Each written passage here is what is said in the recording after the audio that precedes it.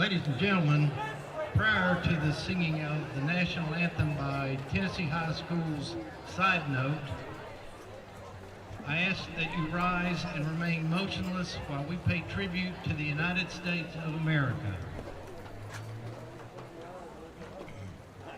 Recognizing that this game is an extension of the classroom learning environment, we will begin our tribute with a moment of silence. As we begin, please remember all the brave men and women serving in our armed forces around the world. Let us remain ever vigilant against the threats to our great nation. Let us also remember our local law enforcement, emergency personnel, and other citizens as they work together to protect and promote our freedoms in this community. And as we practice and exercise our freedoms, let us think of freedom not as the right to do as we please, but as an opportunity to do what is right. Let us now proudly display the red, white, and blue. Let us as a nation be resolved that America will always remain one nation under God, indivisible, with liberty and justice for all. Ladies and gentlemen, please join together in a moment of silence.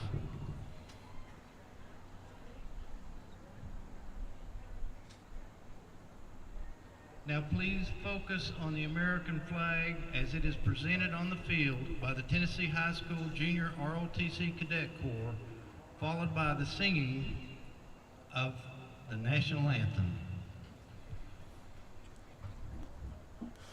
Oh, say, can you see by the dawn's early light what so proudly we hailed at the twilight's last gleaming, whose broad stripes and bright stars through the perilous fight o'er the ramparts we watched were so gallantly streaming, and the rocket's red glare, the bombs bursting in air, gave proof through the night that our flag was still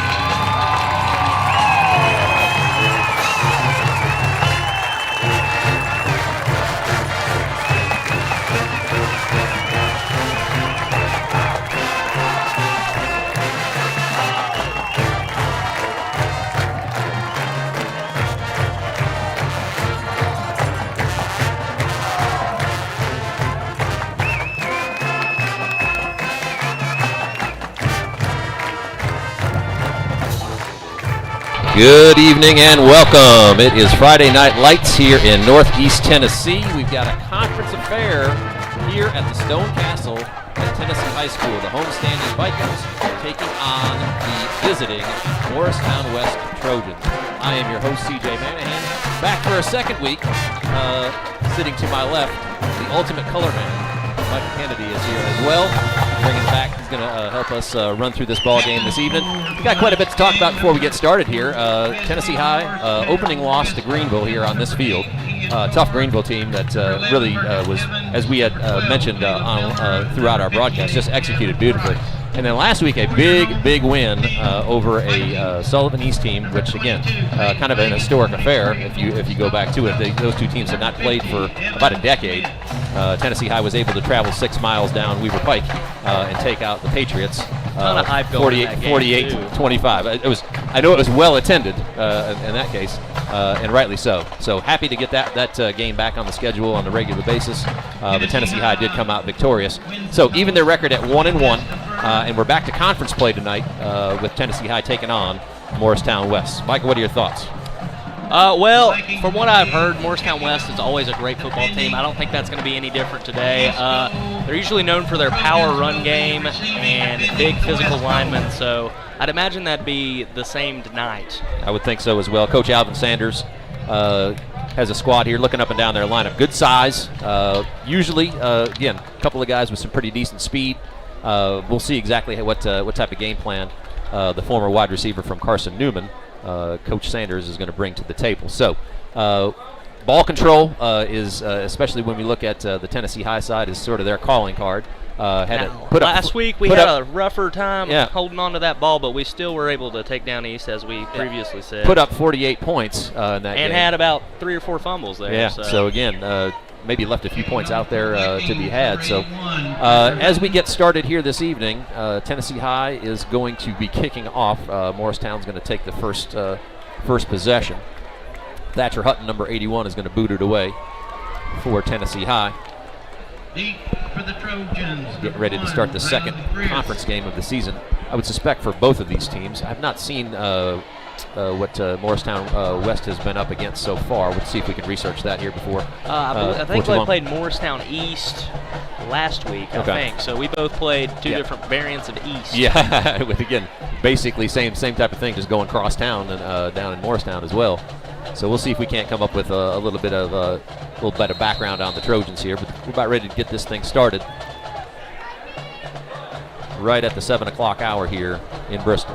Kickoff is on its way, headed angled towards the sideline, fielded. Just a place kick. A nice kick, and then good coverage by the Vikings right there. Nicely done, kind of pinned the Trojans there right against the sideline. Thatcher's steps were definitely shorter that time. They kind of positioned that kick towards the sideline like it did, and a perfect kick to set them up right at the 22. Jacob Van Valkenburg, number 6, right there, did a good job of keeping contained. Came down, made sure that play couldn't get to the wide side of the field. So Tennessee High going to take the field defensively. Starting lineups are brought to you by the McMillan Christian Group. Got, just calling them out as we see them right here, number 14, Josh Sizemore making a start. Number 2, Turner Elliott. Looks like number 22, Peyton Fagans. Number 7, Josh Bell. Number 15, Carter Kazee. A wide sprint here. Good job keeping it contained there by Turner Elliott. Does a good job wrapping up on the backside. Nicely done. Number 75, Jacob Ray, also in at defensive end, alongside Jay Sean Hurton. Very good. Number 73. Brought down by number Trinkle. 2, Turner Elliott. So that's Aiden Thompson. Second Trinkle is 74. 74, He'll be starting on the offensive line. That's where I got confused there. It's all good. Number 1, Donnie Thomas out there as well. Expect to see some rotation here on that line. And number 50, Evan Smith, also making a start this evening for the Vikings. Baron Harkleroad, number 19, playing corner here on the short side of the field. Off tackle play. Job there by Thomas to get outside and get that stop. But again, looks like that's going to be a first down. Yeah, Thomas's first steps were back, and then that just allowed them to get enough space for the first down, as you see on the replay. Donnie didn't recognize run, and by that time he had already run by. But he did a good job at getting back in position to make the play there. So first down of the game. One thing I've noticed is that they have dropped Thomas closer to the line of scrimmage this week than in previous. Trying to add some run support there, I'd suspect, in most cases. But as I said previously, first couple plays, as you see, just power run. That's what Morristown West is best known for. Absolutely. And Down 6 for the Trojans. the Trojans, led by number 4, Malachi Isom, is their quarterback. You'll see him. Obviously, he's going to be handling most of the snaps. They've rotated a couple of running backs through already. Landon Howard in at running back currently. Swing to the wide side of the field. Howard will catch. Nice job by Josh Bell to keep that under contained. Bell, number 7. So we're going to have ourselves our first third down of the evening here. It's like third and about 3, maybe. Oh no, they actually. Yeah, they picked that pushed up. it up. All right, okay, just read where he was at. It looked like he stepped out before that. We're having a discussion here. Too. Yeah, it looked like he was short. He gets out. It looks to be about the 40. Yeah, because his foot is not out there. Okay, here. so yeah, no, it's pretty well spotted then. I gave him maybe an inch or 2 on that spot, but yeah, pretty good. Pretty spot on. But it will bring up still third and be 1. Third down. So, yeah, so that was we're back to the original point here. It is third down. It is third down. But a little bit shorter than we thought. Thanks to the Renaissance replay there. Got a good look at that one. It's really a nice opportunity to look at that replay. They'll jet across third down and just straight up the middle. Pick up the first down. Tough running there by Howard. They brought that jet to kind of throw the linebackers off, maybe take a step back or 2 to pick up the short 3rd and 1, and got to respect that. That'll be Howard again on the pickup. First down Trojans. We kind of honored that jet and it opened up that lane there. Well, that's why that action is so effective, and why you see a lot of teams running that. Including us. We run it quite a bit as well. Yeah, absolutely. No backside receiver. That's a look you don't always see. The middle again. Good job there by the Vikings crashing down. Got Jay Sean Herndon in there. We have to be careful. Greenville did a lot of this too. They brought down their tight end and had no backside receiver, and then all of a sudden they split someone out and hit us big on a slant. That is exactly 1. right. They kind of lulled us to sleep there in those early phases, and then hit that big, about 75-yard pass. Brought our safeties down a little bit too tight, and they hit us over the top. So, again, wouldn't be surprised if that's not part of the Trojans' game plan here as well. Only 1 pass attempt so far on this drive, but they'll do that jet, and then they'll step back, and he is wide open, but overthrew him. We got lucky there. Yeah, we almost spoke that into fruition there. Yeah, that jet set up the seam over the middle, and nobody went with number 9, Jalen McCollum. Would have been a walk-in touchdown had they been able to complete it, but again, fortunately for the Vikings, that ball sailed a little bit on Isom. And now we see first third down and long, 3rd and 7 here, just on the Trojan side of the 50-yard line. So Tennessee High looking to bring some pressure. And the Trojans will come out, it looks in a different formation. They'll go to 4 trips wides for the first time. One running back, 4 wide receivers. Certainly a passing down here. Yeah. We cover that. Oh. Fegans was there, just couldn't make the play. Yeah. And that was the same guy. Jalen McCullough got himself open in the middle of the field. Ran a nice route there to get himself open. We were in position, though, to make that play. We covered numbers very well. It's just that the ball was put a little too high for Fegans. And got good pressure off the edge. Again. And Fegans just tried to undercut that and just missed it. Yeah. Shoot. So coverage was there. That's a tough break. Just a tough break. You're absolutely right. All right. But anyway, first down, 35-yard line for Morristown West. Fumble there. That's bad exchange on the snap. Oh, it's picked up. Oh, there we go. Baron Rowe. Step right into the. There we go. That's a big time play by number 19. That's a huge makeup. We do have a flag on the field here. As long as it's not passing it looks like they're roughing the passer, we'll be okay. Ineligible downfield is the initial. Okay, that's good. Going to be declined. That's an impressive play for a sophomore. We got an eligible receiver downfield on the offense. Penalties decline. Great, first down. Big play on the opening drive by the Tennessee High defense. Just missed an opportunity on the play before to undercut a pass. That one was kind of a broken play from the beginning, but Huckerode read it really well, and I think I was trying to see if he was trying to throw it away. No, he was trying to. He's trying to make a play. That's one though. You have a bad snap. That's one. Just throw it as far as you can out of bounds. But live to fight another day. But that was a fortunate play for Tennessee High. Give Huckerode credit for tracking back on that, and the Vikings take over at the 37-yard line. Big play to get started. Look and goes kind of flips to the outside. Stays on his feet, but is brought down for basically no gain. A little bit of a fumble exchange there, it looked like as well. Maybe upset the timing.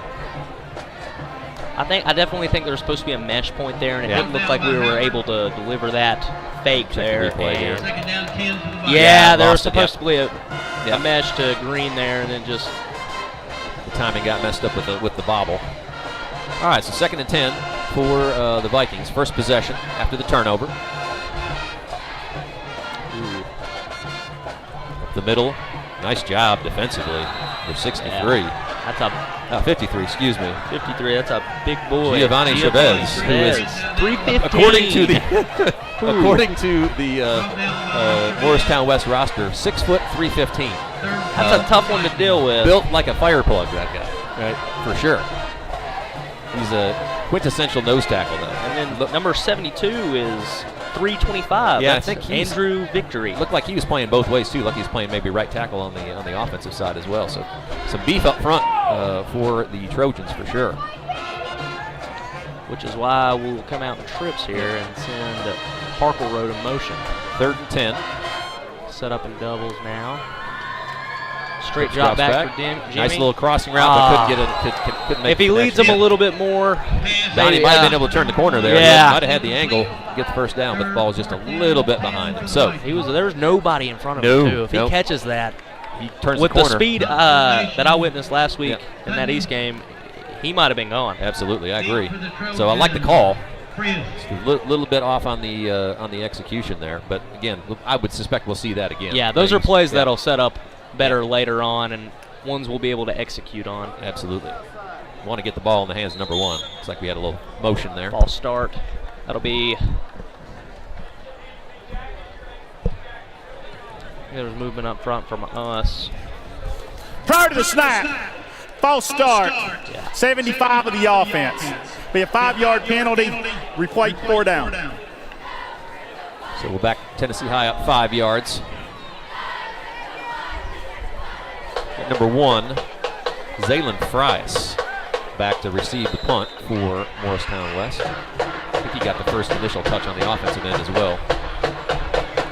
Ball is kicked away. Nice line drive punt. kick on an angle.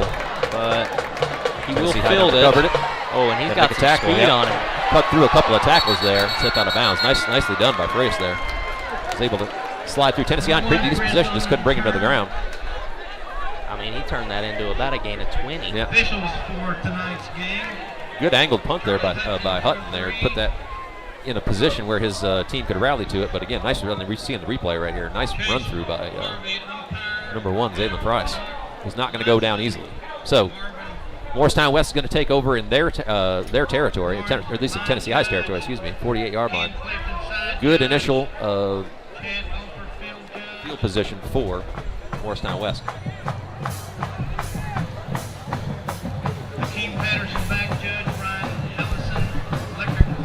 And after the return, Zylis will return. Price will return to the backfield. Not the biggest guy, but we saw the speed get shown off right there. Very quick. Listed at 5'7", 150, which seems about right, but he is slippery and definitely has some speed. Ooh, man, we were there. Trent Dowdell was there, just couldn't get him down. And seeing that happen a little too often. Guys in great position, but just not quite wrapping up. Can't make the play.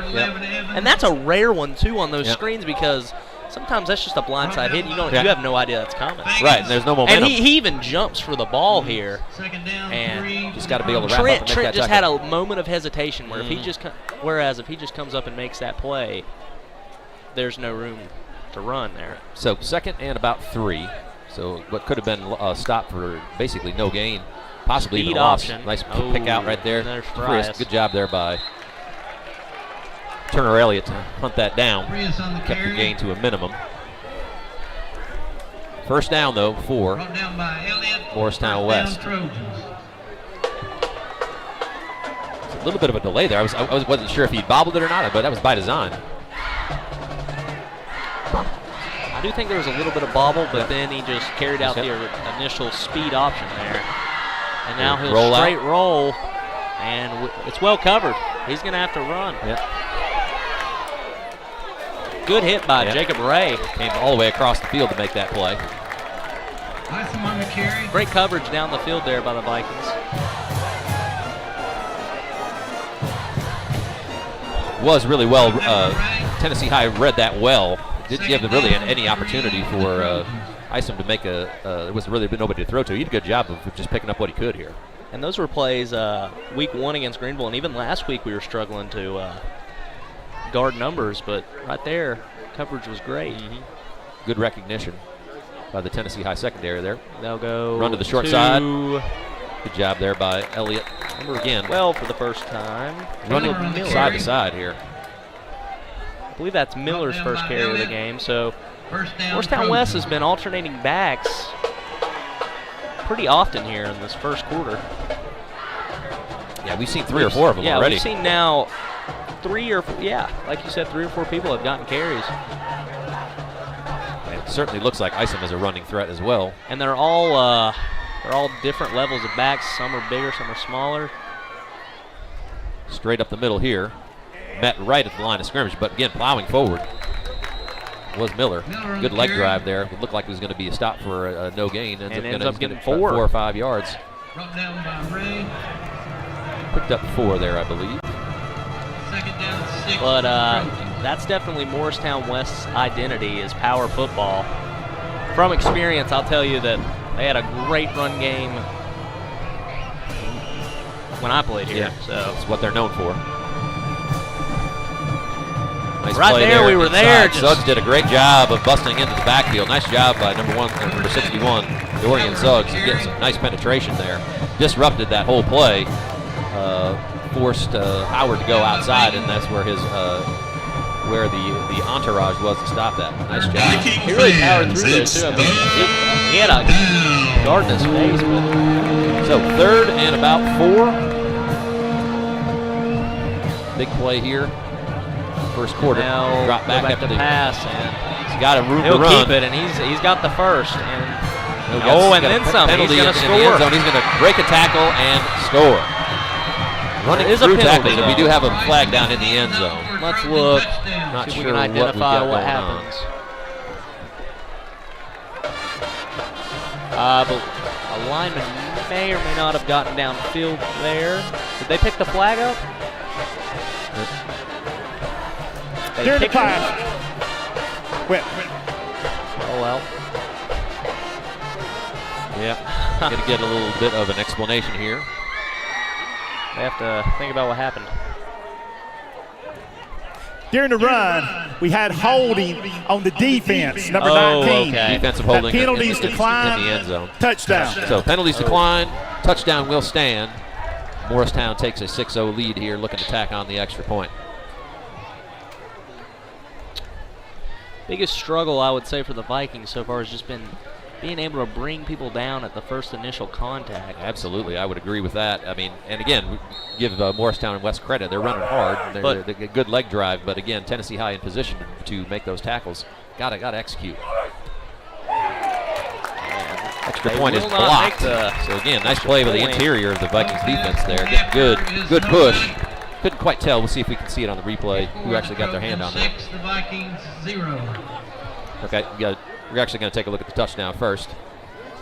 So here's the coverage down here, and here's that hold they were talking about up top. on Saw Barron-Harper a jersey Road, get and loose there. Yep. Turner Elliott. I mean, He's in position. he just couldn't get him. Too high too on that tackle. He attacked him up top and then just fell right off.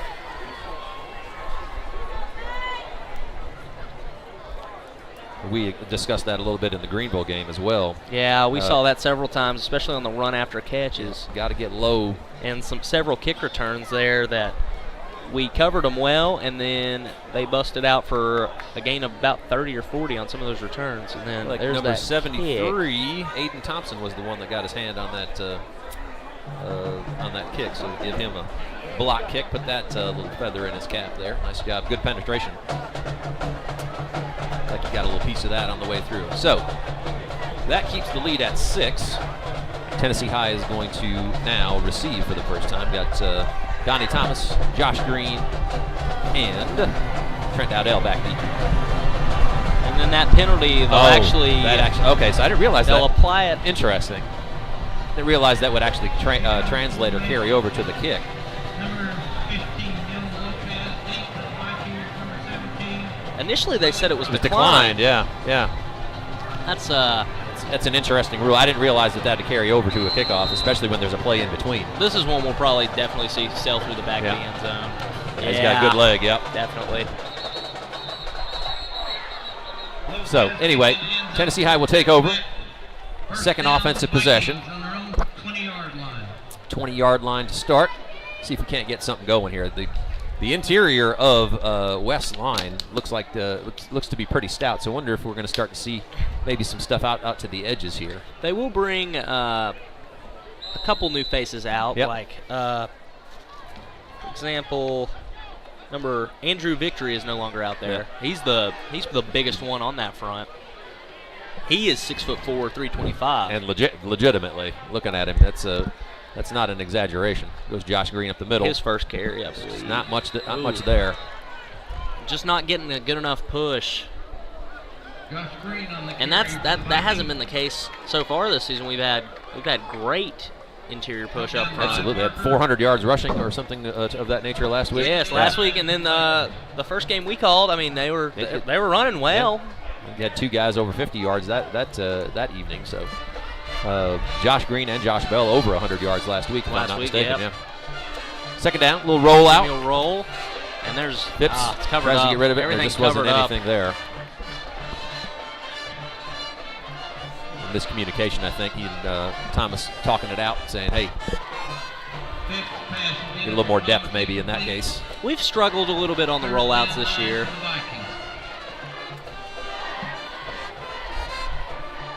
Certainly want to take advantage of Phipps's mobility. Yes, he does throw a good ball on the run, but again, got to have guys that are in position and open. Even like I said, in that Greenville separation game, is key when it absolutely. comes, and we just haven't been able to get any. So third down and long again. Third down and 9. Looks like Morristown West coming off the edge, and Phipps got some Jimmy's room gonna up the step middle. up. He's got enough room. Yes, he's got a nice And cut he's gonna there. get He's it. going to get to the outside, and he's going to get the first down. Nice job. Good recognition by Phipps there. Saw that.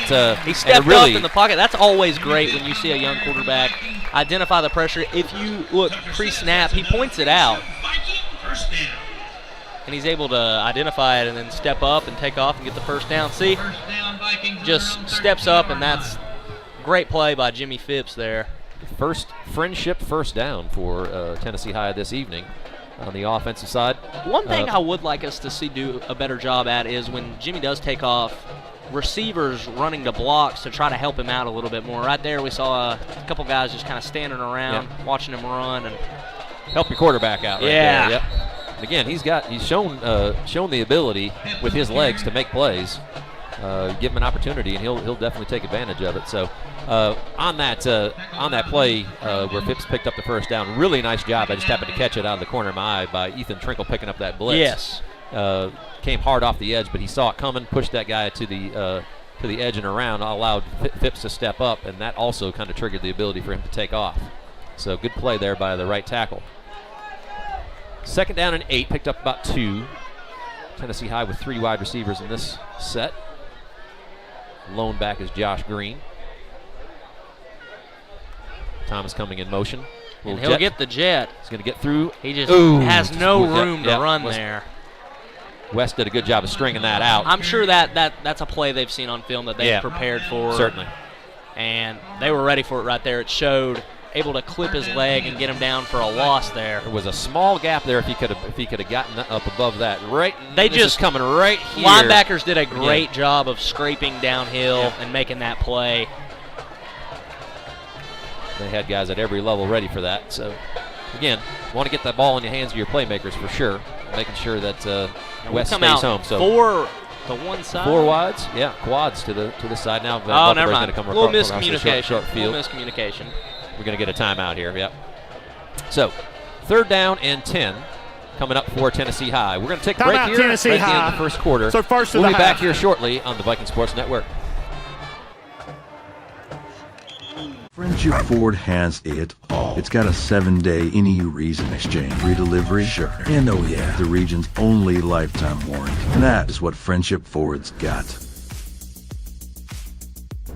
We're dealing. Individual effort, dedication, and a positive attitude combined with team spirit are the key elements of winners. The Robinette Company has positions available for people who want to join our winning team of over 400 employees. We proudly provide flexible packaging for many of our nation's finest brands like Moon Pie, Royal Oak Charcoal, Pillsbury, King Arthur Flour, Great Value, Food Club, and many others. Apply online at robinettejobs.com today. An equal opportunity employer. Welcome back to the Viking Sports Network. Tennessee High, 3rd down and 10. Just a little bit more than 30 seconds to go here in the first quarter. Second offensive possession for the Vikings. Phipps in the shotgun, set up 3 wides to his right. Going to step back. Let him go downfield. He got his arm hit there in that case. And didn't have any time there. Good pass rush there up the middle by number 6, Landon Howard. Disrupted that timing. He did actually get his hand on, I think, on Phipps' throwing arm, which is why that ball ended up short. So good pass rush there Brings by up the Trojans. our second punt of the night.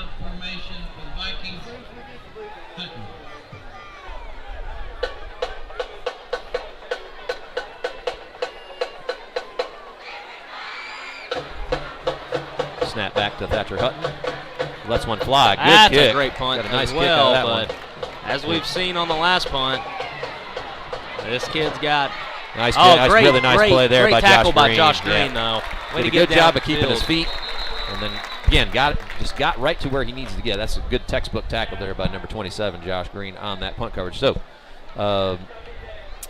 really nice kick by Hutton, and only about a 3 or 4 yard return. And great coverage. Flip the field there in that scenario. Almost an identical situation to the last drive Yes. as far as the punt goes, only that time we were able to cover it. Made the tackle. Yep, absolutely.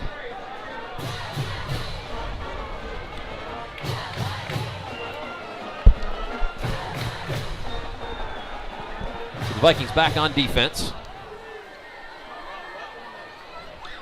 Let's see here. Looks like we got Miller back in the backfield. Again, Morristown West continues to cycle through their There's that their running power backs. run, and they'll He runs right through the center of that. Nice job. Miller really running behind his pads. They wrapped that wing around, and that allowed a hole wide open for Miller to run right through. Miller, a solid 6 foot, about 205. So again, tough runner. He looks to be their guy that they want to go straight ahead with. Definitely does their a really good job. power, and then Picked up. as we've seen, Price has been the speedy guy. All right, so we're at the end of the first quarter. 6-0 lead for Morristown West. We'll step aside here for just a minute. We'll be back to bring you second quarter action here on the Viking Sports Network. Training, dedication, and teamwork are cornerstones of our success. We supply flexible packaging to many of our nation's finest products, such as Moon Pie. Every car from Friendship comes with a lifetime warranty. Boom. So come buy better, then drive better at Friendship Hyundai of Bristol and Johnson City.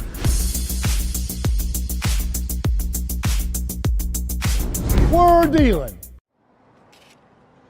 $5 for my own money? That's a bad call. Let's give him a Renaissance replay. Sign up for Renaissance Rewards Extra Checking with ATM refunds today. Come back to the Viking Sports Network. CJ Manahan alongside Micah Kennedy. Second quarter action. Tennessee High on defense. Morristown West with a nice opening run after that excellent punt by Thatcher Hutton. So, in Viking territory again. Tennessee High looking for some answers with this power running game that Morristown West continues to bring at them. Again, jet action here.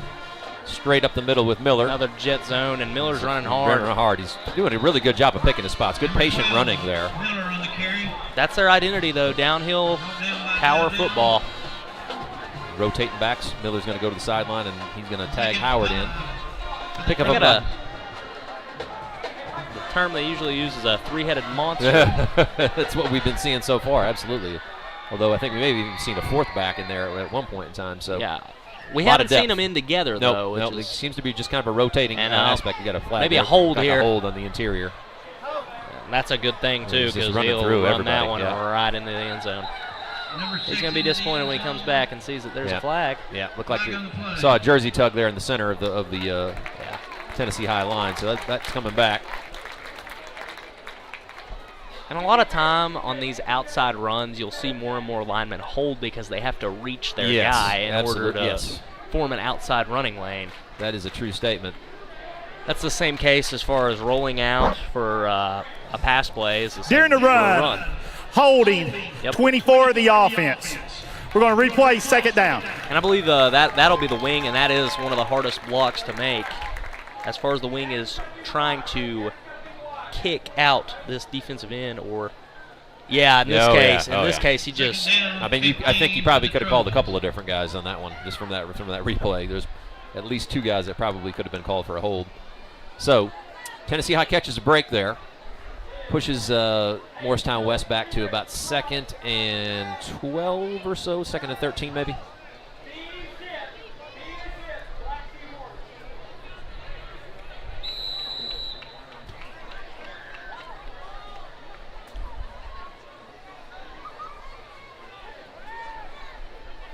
Snap back to Isom. Wide throw like to just the a side of the field. Straight screen. Nice move. Oh, man, that is a great move. That's set up. Number 11. Barrett Evans. So just a straight tunnel screen, and they were able to block it perfectly. Like that. That is exactly how that play is designed to look, and that's unfortunately the perfect screenplay right Watch here. Watch this move right here on this replay. Well, just a little wiggle. And you see sticks the foot in the ground, and there he's gone. Sizemore attacked outside, and all 24 had to do was force him that way, where the only move he had to make, you give a guy like this space, he's going to take it, and he's gone. Yeah. That is definitely the case. Good speed on the outside. John Michael Rosen forces Sizemore to the sideline. And all Barrett had to do was make one move. He was gone. Turned on the Jets. So, extra point was good. Tennessee High now down 13-0 after that long pass play from Isom to Evans. Again, one more look at this replay. Just one straight speed. And there he's gone. As soon as he got to that level, Thomas did the best he could to try to track him down. But he's coming from backside. But he's coming from backside. Just had no shot. He was down close to the ball. So Tennessee High looking for an answer here. Going to take the kickoff here with 11 minutes and 11 seconds left in the second quarter for some offensive positivity here. One first down so far, I believe. Yep. On the Phipps scramble.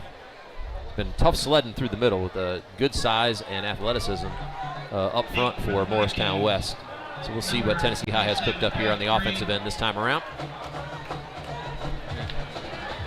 Kicking formation number 15, Lopez.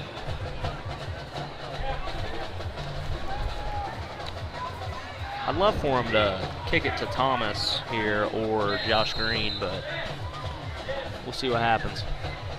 We have seen his boot one time today, and that one will just sail right out of the back of the end zone. Nice leg there by number 15. By the looks of it, we're not going to see a kick return from us all night long. That is, the one in from the 50, is one thing. That was from way back 40. There. There was nobody touching that one. No. So Tennessee High starts again at their 20-yard line. Looking to get some positive momentum going here offensively. That's a huge thing in high school football, though. If you have a kicker with the ability to put one through the back of the end zone, kickoffs are some of the hardest plays to cover, especially in high school. True. And they could be one of the biggest game changers. So if you have a kicker with that ability, it definitely helps you out. Well, it certainly affects field position right out of the gate.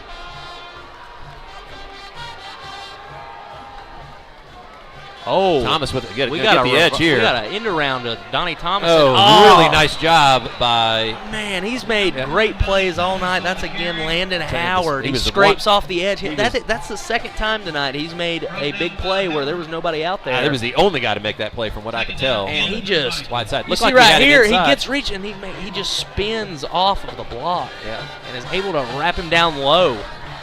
Really great play. Form tackle. I'll tip the hat there to Landon Howard. And then here's another rollout. And there's Harker Road's wide open. He's going to get close to the first down. Whoop. He got it. He's going to get him the first down there.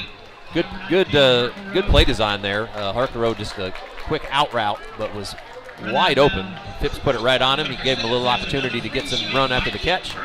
Tennessee High gets a Friendship first down, second of the game. Good positive start here on this drive.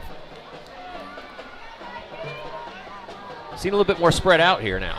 4 wides on most, just about every possession. Inside. We have no wing or tight end as we usually do when we're trying to power. But we get them right there, so we just went straight ice water, get them to jump, give us 5 extra yards.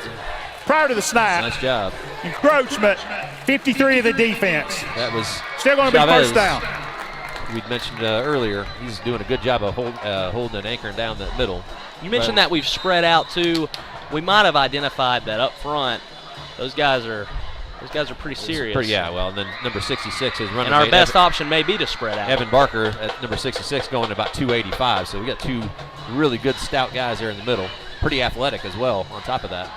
Goes Josh Green, and as we say, run right down by the aforementioned Barker. So that guy's coming down. He's crashing down from the nose position all the way across, and was able to catch Green before he could really get going. Now positive gain though, so we're down to second down and about 3, maybe 2.5. Again, Tennessee High with another opportunity to pick up the first down. It's a good job by Josh Green, though, to carry a guy twice his size for 3 yards. Yeah, absolutely. The one thing we talked about with Josh is he keeps the feet moving. He's a hard runner, not the biggest guy out there. Pretty good suddenness, as we mentioned, but also just a tough guy in general. So 2nd and 2, picked up 3 yards there. Now this time we'll bring it back in tight, try to pick this up here. And actually we will roll a straight run. Phipps is going to make it to the corner. Ooh, that was really close. Could have seen a flag thrown there, but maybe. But he'll pick that up. Game of about 6. One thing I liked about this play is that Josh Green sprinted to his blocks, tried to make one downfield so Jimmy could pick this up. Sprinting to your blocks, Josh Green, number 27. Nice job. He makes the initial contact. Oh, yeah, that was a legal hit inbounds. But that was number 9, McCullough. That was the target. That's who Green kind of knocked off his route. And he's another big body, 6'3", 205. So 2 back-to-back first downs for Tennessee High. Some offensive positivity to get this drive started. There goes Green through the middle. Not a ton there, but good push. Driving, good push. Look at Josh go. Driving the legs is going to pick up an extra 2 or 3 yards. Right to the 50-yard line there. Picked up a good 5 yards on first down. After it looked like he was only going to get about 1.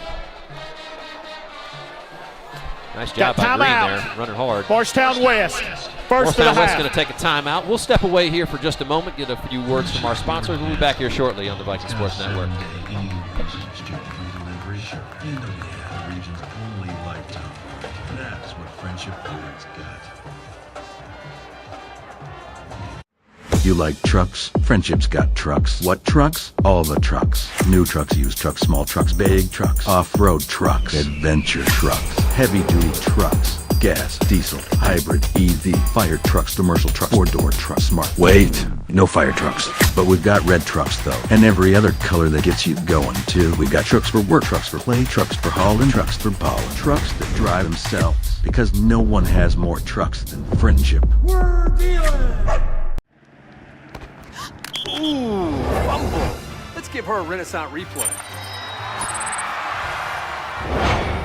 Make the right call with Renaissance and get cell phone protection with Renaissance Rewards Extra Checking. Sign up today. Back to the Viking Sports Network. 9:22 to play here in the second quarter. Tennessee High 2nd and 3. So Green actually picked up close to 7 on that play. Ooh. Excellent first down carry. Send Fegans in motion here. And just a straight Green's to outside the run outside. to Green. He's got a nice gap, and I got a nice alley there. Tennessee High starting to get a little bit of something going on the ground, and I think as we mentioned, we're starting to see it kind of more off tackle here. Yes, they're kind of trying to stay away from the middle.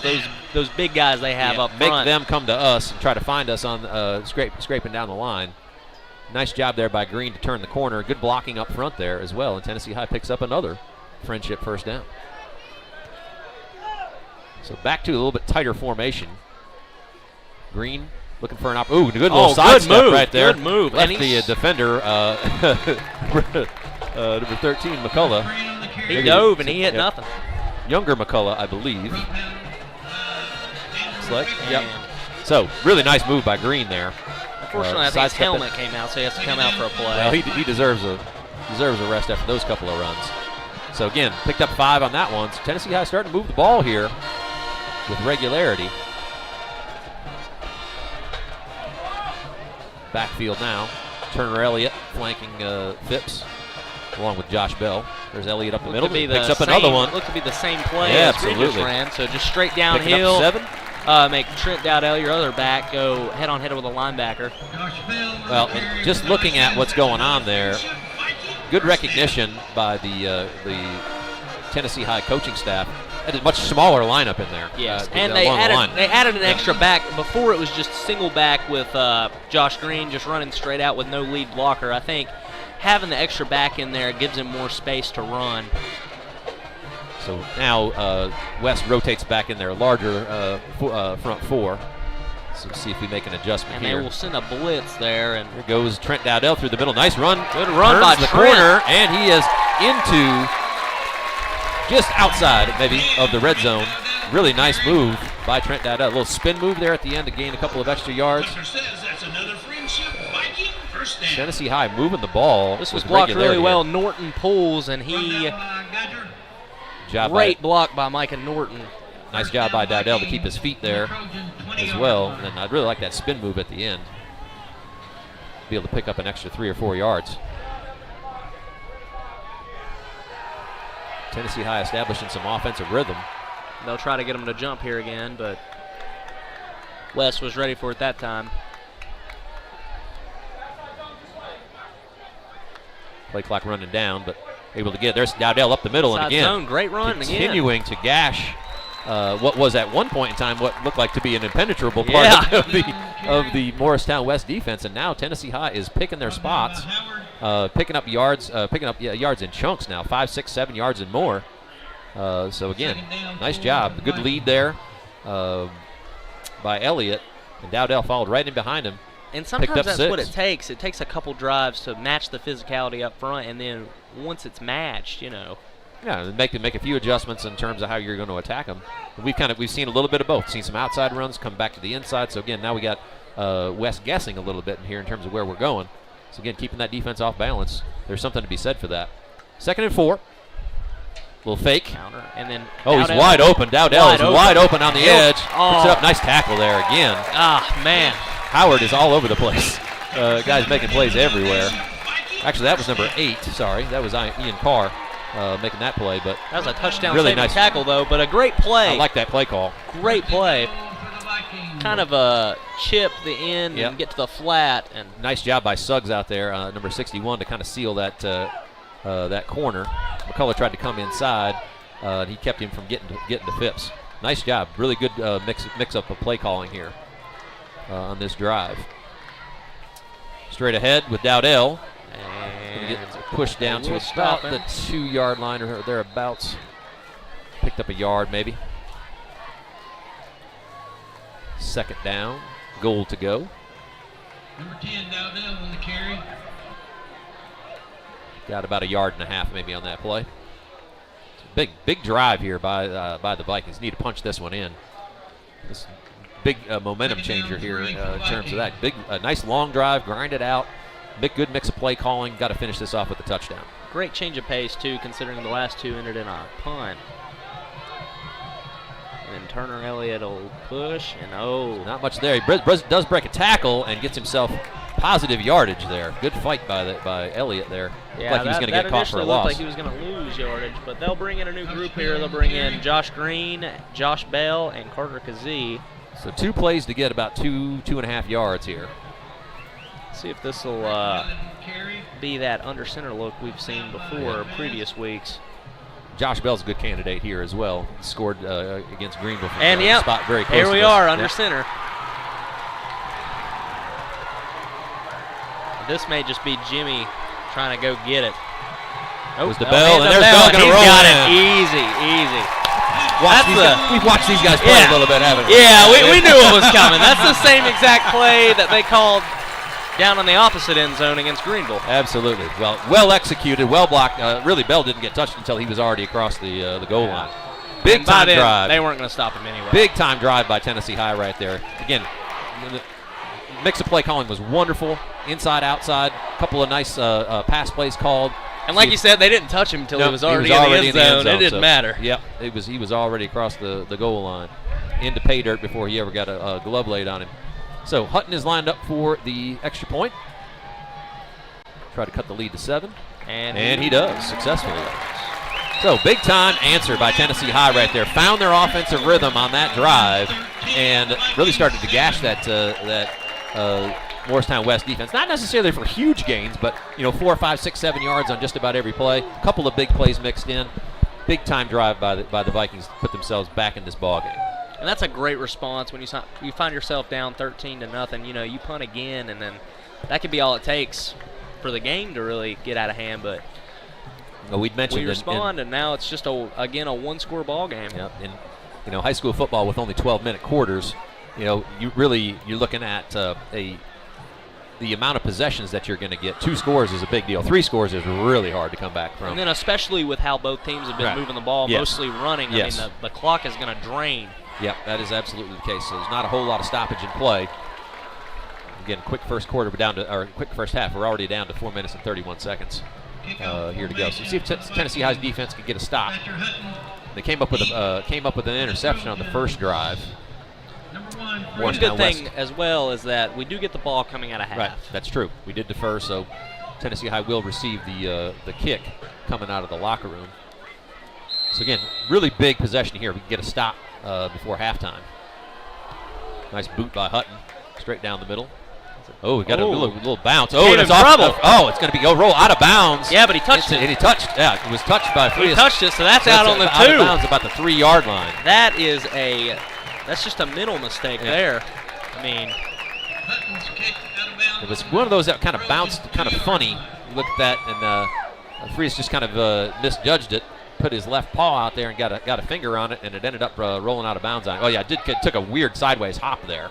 Yeah, again, but right there, that's one you just gotta let go. Probably let go into the end zone, you're gonna field it around the 3 anyway, even if you do get your hands on it. So, nicely executed by Tennessee High, maybe with a little bit of luck of the bounce.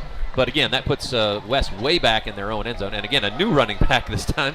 See another of their stable of running backs here, deep in their own territory.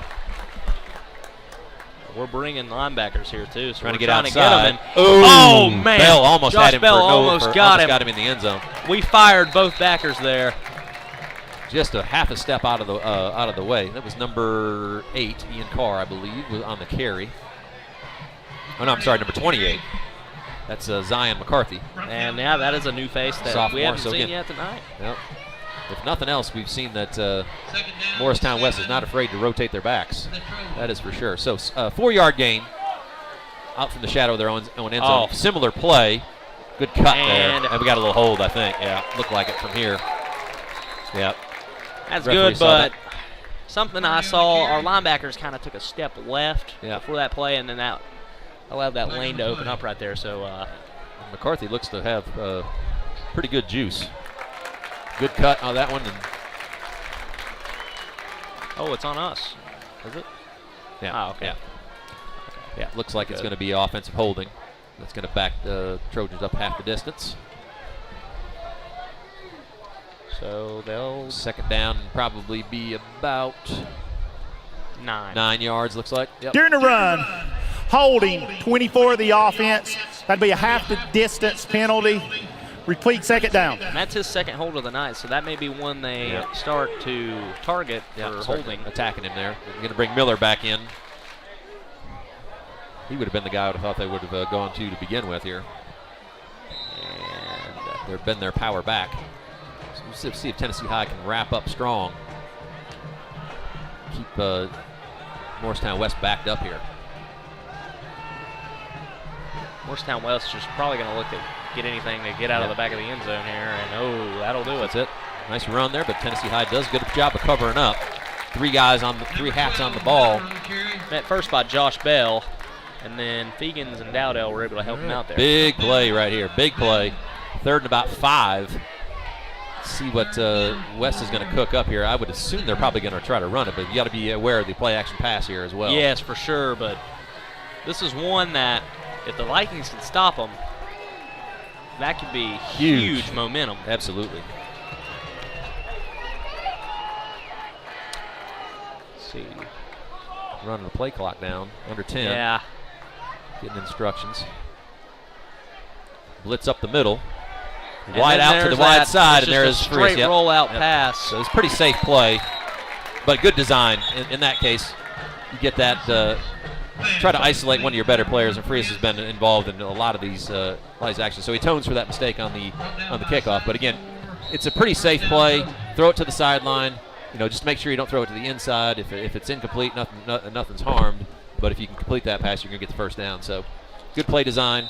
Again, Vikings playing kind of a soft coverage there. That would have been a huge one for us, though, to stop them there. Agreed, especially with that sort of fortuitous bounce on the kickoff. But again, Morristown West does a good job of getting out of the shadow. Now they'll go back to that seam play, but we cover it up. And that's going to be out of bounds. Good job. That looked to be the play that they had open on that first drive that they weren't able to hit on, but we do have a flag. We probably got an eligible downfield again here, it appears. Saw the lineman kind of tracking downfield, and a lot of them were outside. Yep. So like I said, it looked like they came back to that play we saw on the first drive. It was just a straight seam, but we were able to cover it downfield and forced him to throw it out of bounds there. But you have another penalty. The Morristown West ineligible receivers have been kind of tracking upfield, and the referees have been looking for it. So that's the second or third of those that they've called. Repeat first down. One positive I will say is that we've been the more disciplined team. They've far outweighed us in penalty yardage this game. Yep. And we do have the one turnover in our on our side as well, so we'll see how this plays. So, what are they? Oh. Yeah. All right. Bring in Turner Elliott. Turner Elliott's going to take Bell's place. So 1st and 15. Again, Morristown West continually backed up. Have not shown any problem with throwing the ball though here from this. He looks like he's creeping up. He's going to blitz, and he was there. Good hit right there up front. Vikings took the ball from him and scored. Touchdown! Ripped it right out of his hands. That's huge. And they'll huge count play that. by Fagans. I'm seeing the umpire has got both hands up, so it's going to count. That one threw me off. The ball just popped out of there. I just happened to see from the angle that I was at, Fagans was ripping that ball out. Let's see what happened here. On the Renaissance replay. So Kazee is going to come on a blitz, and just gets he's going to get met first, and then Fegans just rips the ball from him, and that's beautiful. Colson Maddox was the guy that stood him up in the hole and gave Fagans just enough time. And he was still moving forward, so he was not down yet. Momentum was definitely still moving forward. So great play by Fagans, getting in there, ripping that ball away. Now all of a sudden the Vikings have a chance to take the lead by 1. Good hold. They will. Really nice hold. Shoot, that one skipped back there to him, but he was able to get it down. Braden Howard did a wonderful job right there picking that ball up. Kind of skidded back to him. Didn't disrupt the timing. Hutton put it through. And Tennessee High takes the lead. So all of a sudden we went from down 13-0 to we're up by a point. Wondering where the offense was going to come from and all of that. So the second turnover of the game actually is punctuated by a Fagans strip and score. And Tennessee High now finds themselves in the lead 14-13 with 2 minutes and 26 seconds left in the first half. So gosh, just in the last 5 minutes, the whole momentum of this game has completely swung Tennessee High's direction. So, but again, still a lot of time. 2 minutes and change left for Morristown to mount a drive. But Tennessee High really seizing the opportunities here over the last 5 minutes of game time. Deep for the Trojans, number 1, Prius. So, Hutton's going to kick off again. Prius back. That's your Hutton. And last time, a little bit of a miscue there that kept Morristown backed up. Let's see what Hutton's got up his sleeve here. He's been angling these kickoffs really well. And Tennessee High's covered them both times excellently.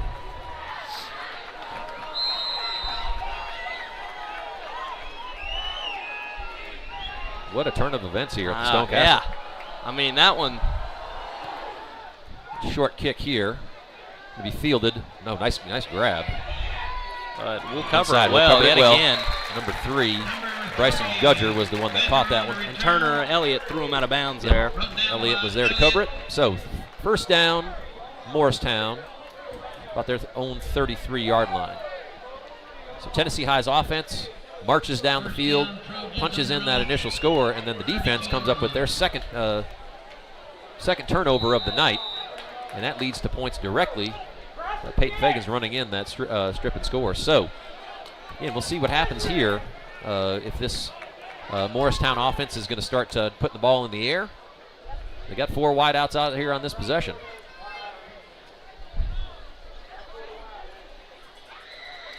Tried to get us to jump, but game clock's going to run. The play clock's going to run out.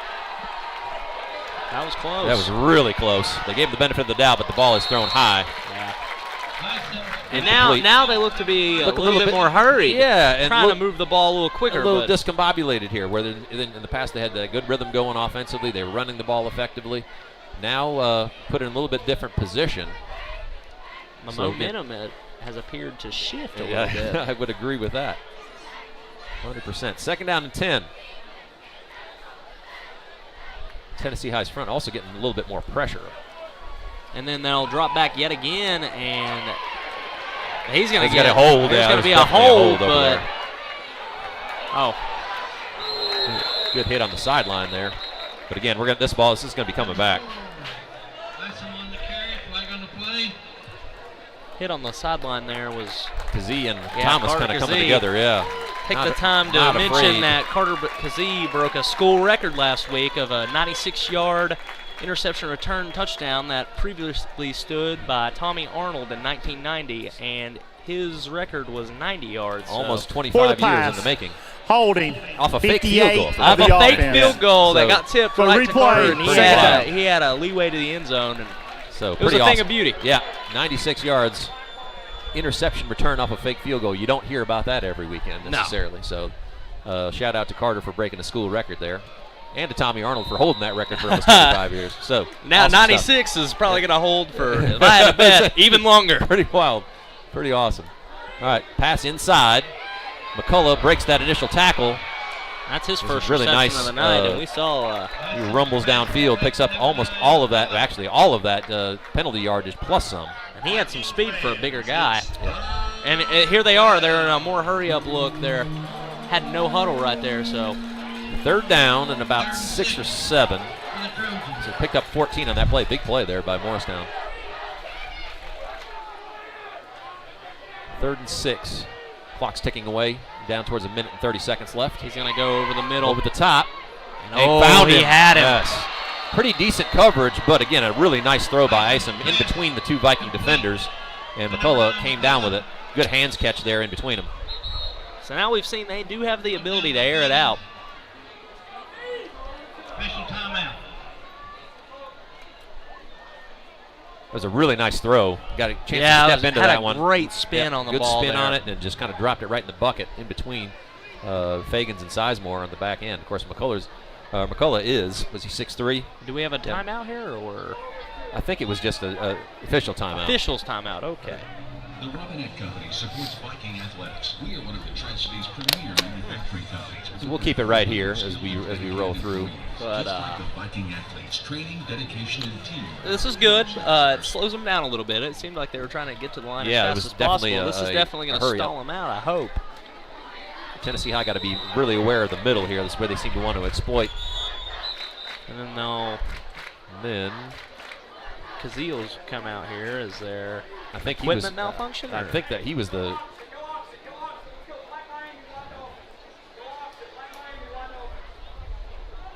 So Bell's going to come in and replace him. Come in. Now, is this the first night we've seen Turner Elliott take snaps at middle linebacker? Yeah, I think mostly that's been either Bill or Kazee. He's been playing Sam a lot, and Rover, I think this is his first time at middle. Yep. Nice little flare they'll pattern. hit a little wheel route here, and Yep, just running through tackles. Thomas was there, just again, say it again, couldn't get him down initially. Howard's done a great job all Really, night. it was a really nice call through. there as well. Saw a blitz coming through the middle, just flared him out there, and it was well timed. When you see those flares or screens when they're called at those against blitzes, man, sometimes it's too late. Yep, just they tend to really work well. So straight up the middle to Miller. Miller runs through some tackles down to about the 3. Elliott will get him down, but he got a gain of about 7 right there. 7 or 8. Hurry up offense. They'll get back to the line. Gonna get a timeout. Holt was signaling for her. They just.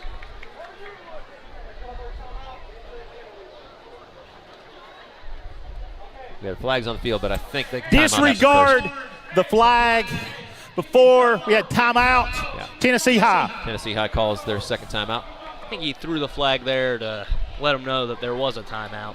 All right, we're going to step aside here for a minute. We're going to get the Tennessee High Student of the Week. Enjoy. This week's Cuddy Insurance Group Student of the Week is senior Tamara Merrill. Tamara is a member of the cross-country team as well as the art club and drama club. She is also a member of the WOW committee. In her spare time, she likes to paint and make jewelry, and she also enjoys thrifting. She excels in the classroom with a 3.5 GPA. Congratulations to Tamara Merrill, our Cuddy Insurance Group Student of the Week.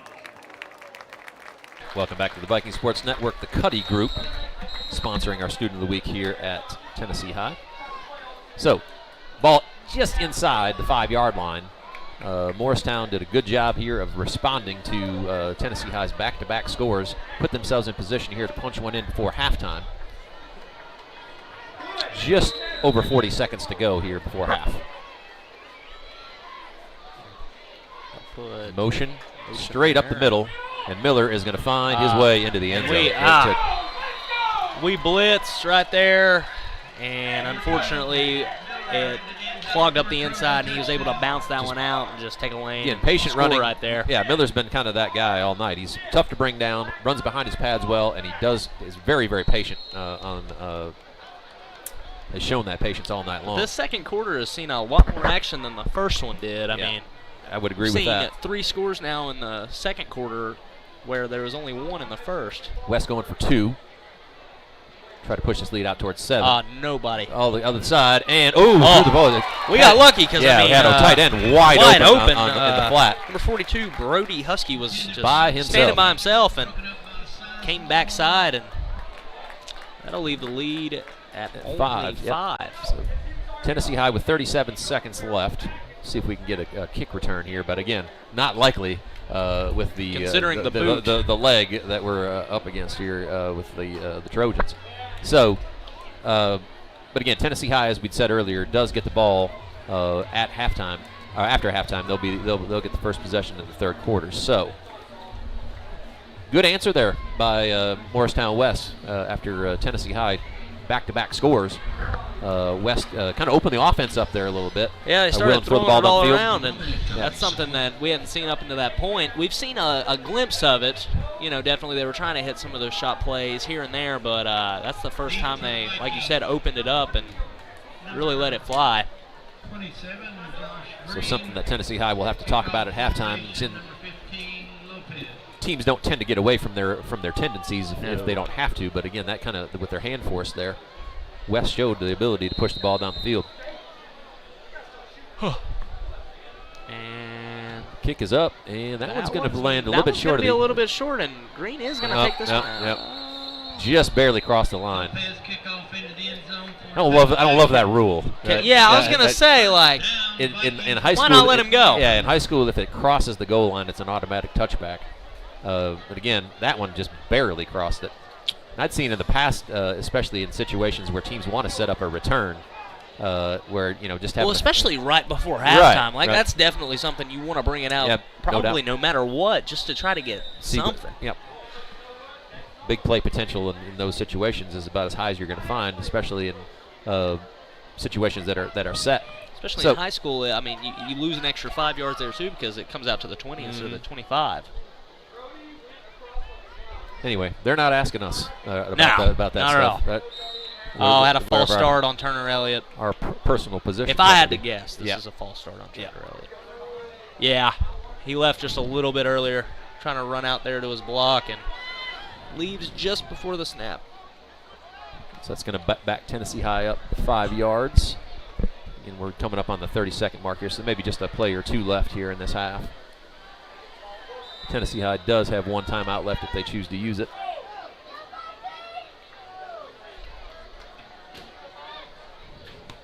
Tight formation. The middle to Elliott. Again, we're finding some success there, yeah. It bodes well for the second half. The fact that we're starting to see those, especially in the kind of the center there, we're off guard on both sides. We're starting to see some alleys open up, and again, picking up 5-6 yards. We don't seem to be in any hurry here, so I think we may just take it to the half. Probably the strategy here, considering Tennessee High is going to get the ball. Yeah, we'll just take it to the half.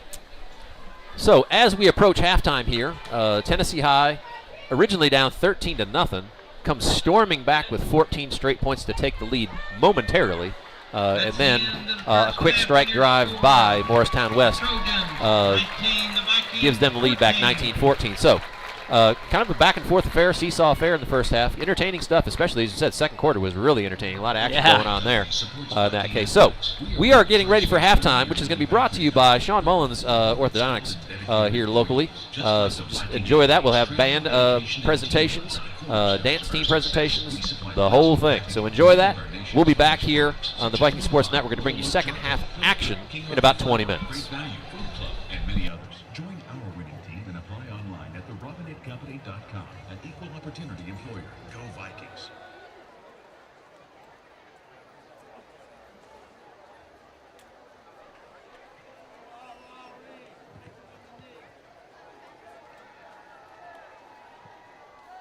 Ladies and gentlemen, we welcome tonight to the field Morristown West High Trojan Marching Band.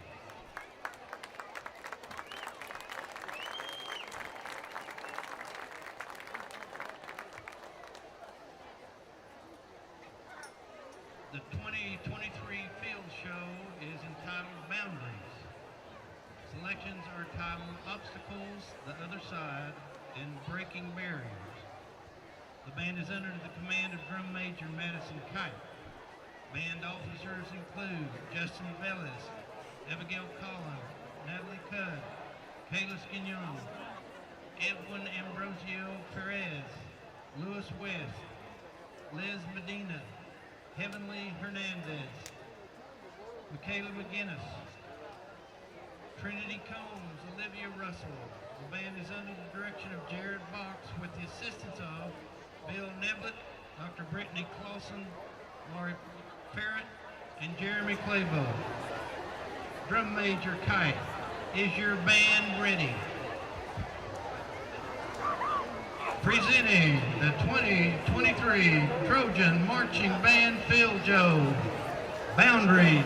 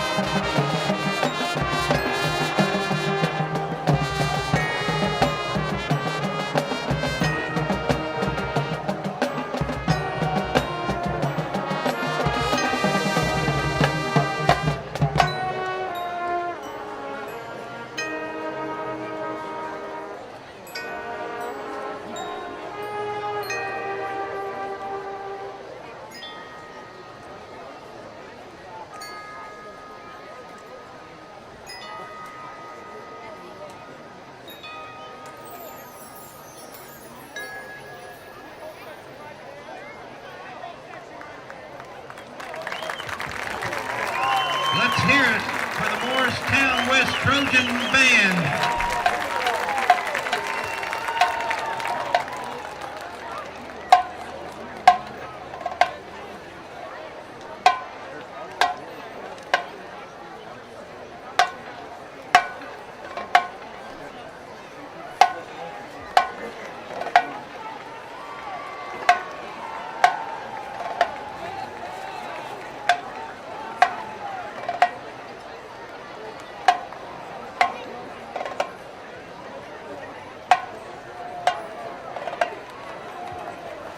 And now, ladies and gentlemen, please welcome to the field the 114-member strong Tennessee High School Mighty Viking Band. The band is under the direction of David Simone, Spencer Finch, and Michael King. Additional staff includes Wesley McGrew, Sarah Stacy, Ashley Koppelman, Tanner Underwood, Bailey Rash, Braden Gillum, Taylor Duncan, Rebecca Hawley, and Hannah Kistner. Band officers include Joan Weddington, Ananda Hun, Delaney Rogers, Kenzie Davis, Natalie Darby, Haley Miller, Caden Falls, Noah Holmes, Jackson Norris, Holly Koppelman, Mackenzie Smith, Ada Hilton, Micah Bechtel, Logan Dixon McNew, Brianna Klaus, Brendan Shaw, Luke Smith, Connor Page, Vance McCracken, Abigail Waldorf, Colby Wayne, R. Lemons, Australia Cadella, and Shelby Denning. The assistant drum major is Ella Marie Finch, and the drum major is Macy Calloway. Tonight the band will be performing their 2023 show, The Last Straw, which includes original music composed by Shane Walton, Matt Pelosa, Jeremy Thompson, and DCH Ray from Rarities Requiem. The flute soloist is Estrella Cadella, and the scarecrow will be played by guitar soloist Kenzie Davis.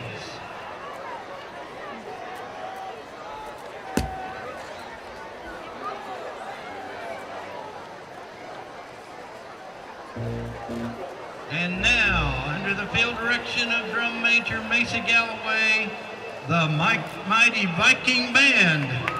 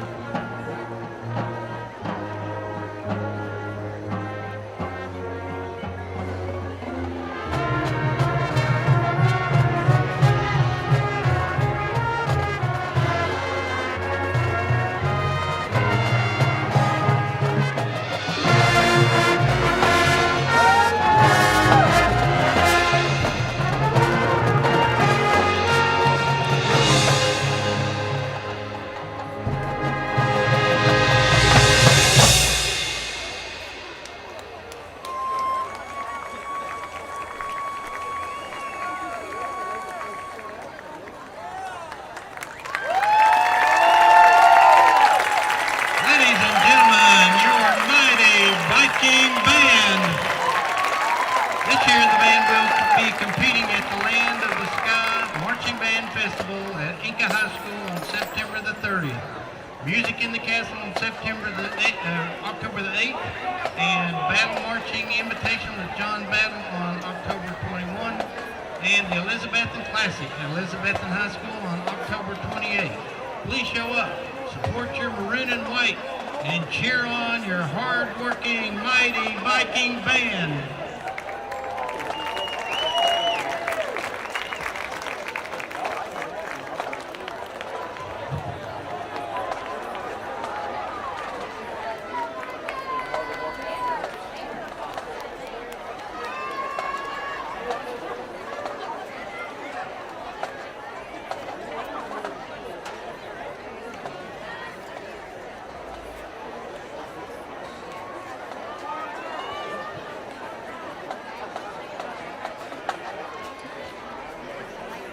And now the Tennessee High dance team.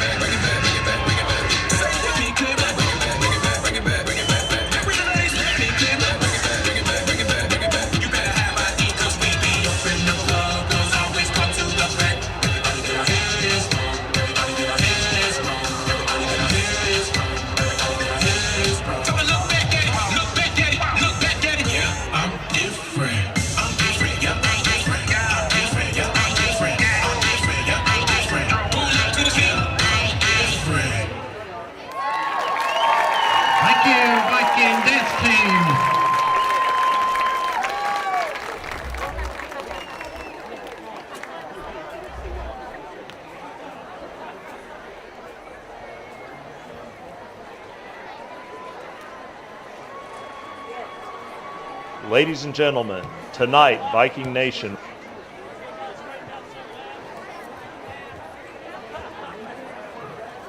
Ladies and gentlemen, tonight, Viking Nation welcomes the support staff of Bristol, Tennessee City Schools to the Stone Castle. These folks work hard behind the scenes each day to support our district students, staff, and families. As your roll is called, please stand and remain standing until all have been called. Bookkeepers, bus drivers, custodial services, educational assistance, maintenance department, school nurses, school nutrition, secretaries and administrative assistants, substitute teachers, technology department. Viking Nation, please join me in giving these unsung heroes of BTCS a big round of applause to show our appreciation.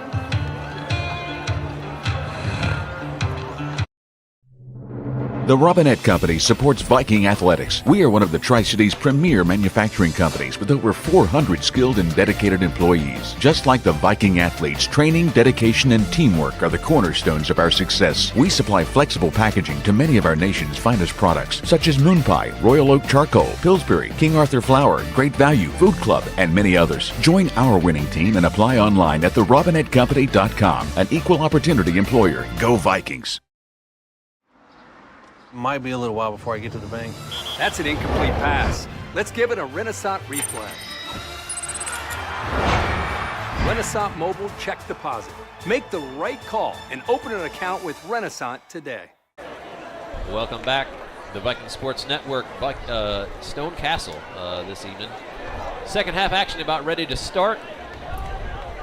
Tennessee High is going to receive the kickoff as we head after. To begin the second half. So, first opportunity in the second half going to go to Tennessee High to see if we can, it's kind of been a seesaw affair here this last little bit. Tennessee High with 2 quick scores after being down 13-0, and then an answer by Morristown West before halftime. And now the second half is about to begin. Hopefully they can come out like how they ended the last half. So absolutely, that's definitely the hope here. Yeah, if you can get that, keep that momentum going. They seem to find a pretty good rhythm. That one will go. Yeah, that one will go back out there too. That one almost through the end zone. That one went. That one almost went through the uprights. I mean, on the bounce. So Tennessee High taking charge of the ball here at the 20-yard line. Let's see if we can continue to mount these another drive. Seem to find some rhythm against this Morristown West front. They've rotated a couple of new guys in. They've kept the same exact formation that worked so well that last drive. Yeah.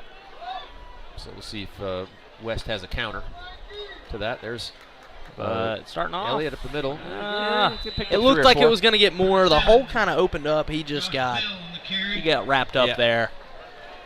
But again, he picked up 3.5. So the encouraging part is that those holes are there. Yeah, that hole was there. Yeah. I just don't think he saw the cutback lane. Those were not there. Yeah, so here it is again, and there's a hole that opens up backside, but we'll take 3 yards. West did a good job of wrapping up there. So second down and 7. Yeah, they gave him 4. Second down and 6. Oh. Motion by Fagans. Yeah. Outside run here by Green. Not a whole lot there. He tries to cut it up, but again, picked up a couple. Again, hard running there. Kept the momentum going forward. You almost think if he kind of wrote it out, he may have. West did a great job of scraping. I mean, they had about 8 players go with the play call there, so there's really no room to work for Josh Green there. But third and kind of mid here. 3rd and 5. 5. So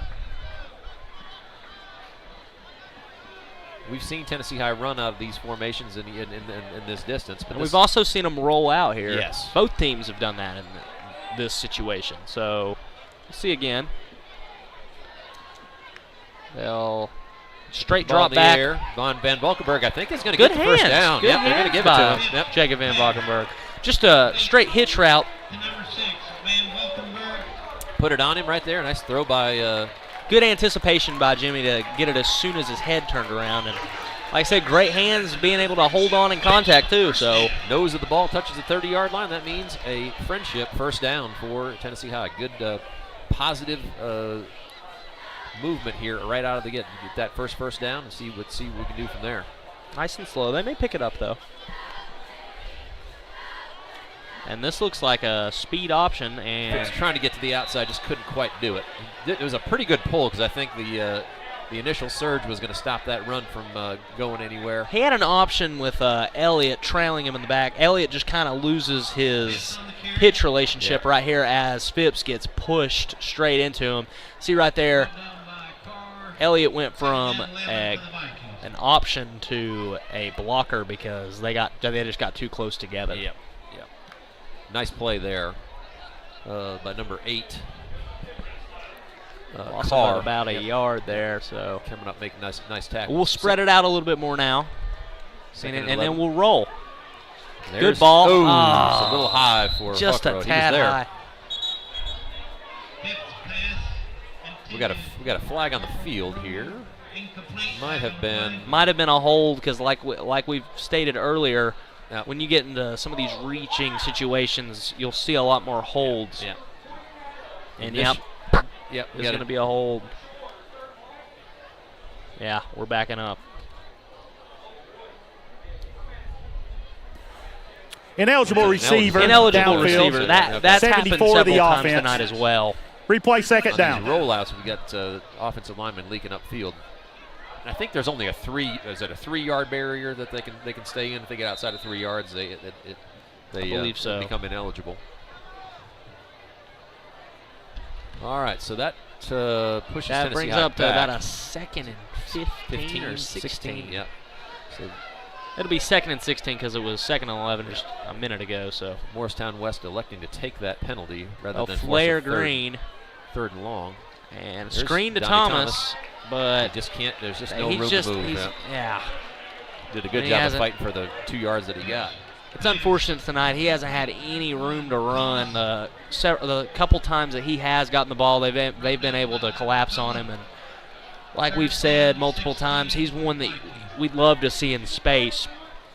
It's just right there. They've done a great night of breaking down and tackling at the first contact. And McCullough did a good job. There's another example of that. Did a good job recognizing it, shed the block, and then Thomas just couldn't get any momentum going. So we got 3rd and 16, no gain on that play. No mesh Straight there. route. It looked like they were trying. And then ball over the top. Thomas is there. Oh, it was the contact. Could have called it a little early. Got there a little early, and they hit Thomas. Yeah, took one right in the chest there. Broken up by number 11 Evans. Injury timeout. Curious to see that replay because it looked I am like too. that it looked like contact he was got there a little too early. I mean, that was my they initial didn't really reaction as give well. him a chance to go up and get the ball. It wasn't egregious necessarily, but No. it did look like it was early. But let's take a look here. Yeah, so Renaissance Thomas replay. comes across the middle, and he does get there he came a across little his shoulder early. early. Yep, he sure did. See that rolled back here if you look at this one more time. Yeah, Yeah, contact's they way make before the ball. contact. Yeah. Number 11 is there first. He makes the first initial contact, and then three gets there around the time the ball gets there. So, yeah. Anyway, that ball falls and harmlessly. unfortunately, that'll bring up a 4th down and a punt here. So, more reminiscent of the first couple drives for the Vikings as opposed to the previous Nice one. hang time there by Hutton. Got really underneath that one. Now, Nicely done. he was working on that. I don't know if you saw in the corner of the end zone at the halftime. He was working on punts the whole time. Yeah, got good hang time on that one. Didn't really, 39-yard line. Priest really didn't have any time to set up a return there. Wisely, Fair caught that one, and Tennessee High flips the field here, pushing the ball inside Morristown's 40-yard line. So, time again for the Tennessee High defense to stand up. A couple of stops there, forced a couple of turnovers in the first half, but did give up a long drive there before halftime.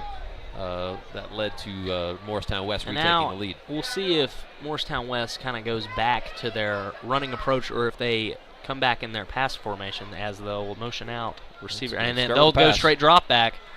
They saw something they liked right before. And what a catch. Right on his hands.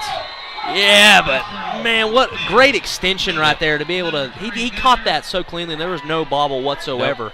Fielded it cleanly with his hands, and that was a Bryson Gudger. Yeah, ran right underneath that one. Caught it just with his outstretched arms there. So Morristown West decided to stick to what was working there at the end of the first half, and pays off yet again for them as they hit a huge play. And yet another running back. That's the 5th one of the night. I believe they were right. To the outside. He's a bigger kid. Look at him roll. Pretty quick as well. That is number 0, Cameron Richards. Another 200-pound running back. 5'10", 200 pounds.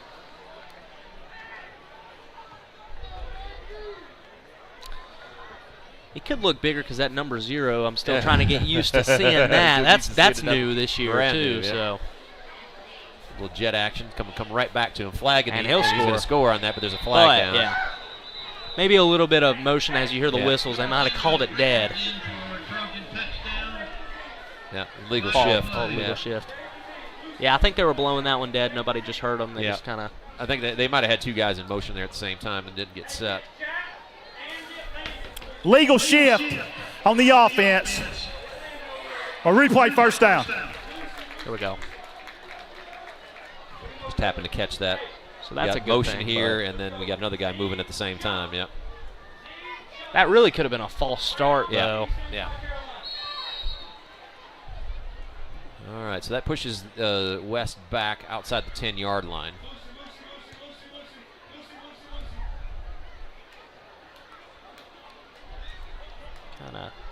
Play clock's running down here under 10 seconds. What they're going to do here. This is Morristown West is taking their time with their play calling tonight. They drain it all the way down to the last second, and Frias finds his way through, and he's going to break a tackle and score. Yep. Littler guy, but he's a hard one to wrap up, and he bounces off of the tackler right there and goes right into the end zone. We've seen that from him all night. He's just a hard guy to bring down. Low center of gravity, he's quick. Found a cutback lane and took it. We were unable to wrap him up. Right here, this play is just a designed straight zone, but he sees backside and he takes it. Good block there on the right end. Unfortunately, Fagans wasn't able to get him down. Oh, well. Looks like the kicker forgot he had to kick this thing. He's back on the field. So yeah, it took him a minute, though. 25-14 after that touchdown by Frias. But we have seen that we could respond quick, and hopefully. Kick is up and good. Donnie Thomas did a great job of getting around the edge. He got his hand on it. It just still made its way through. So 26-14 now, the lead for Morristown. Back-to-back scores after Tennessee High's back-to-back scores pushes the lead back out to 12. Tennessee High going to receive a kickoff here. Again, now back in a situation where the offense really needs to respond. Got to get some momentum back. Got to get some positive movement. They got 1 first down in that first possession, and then the drive stalled. So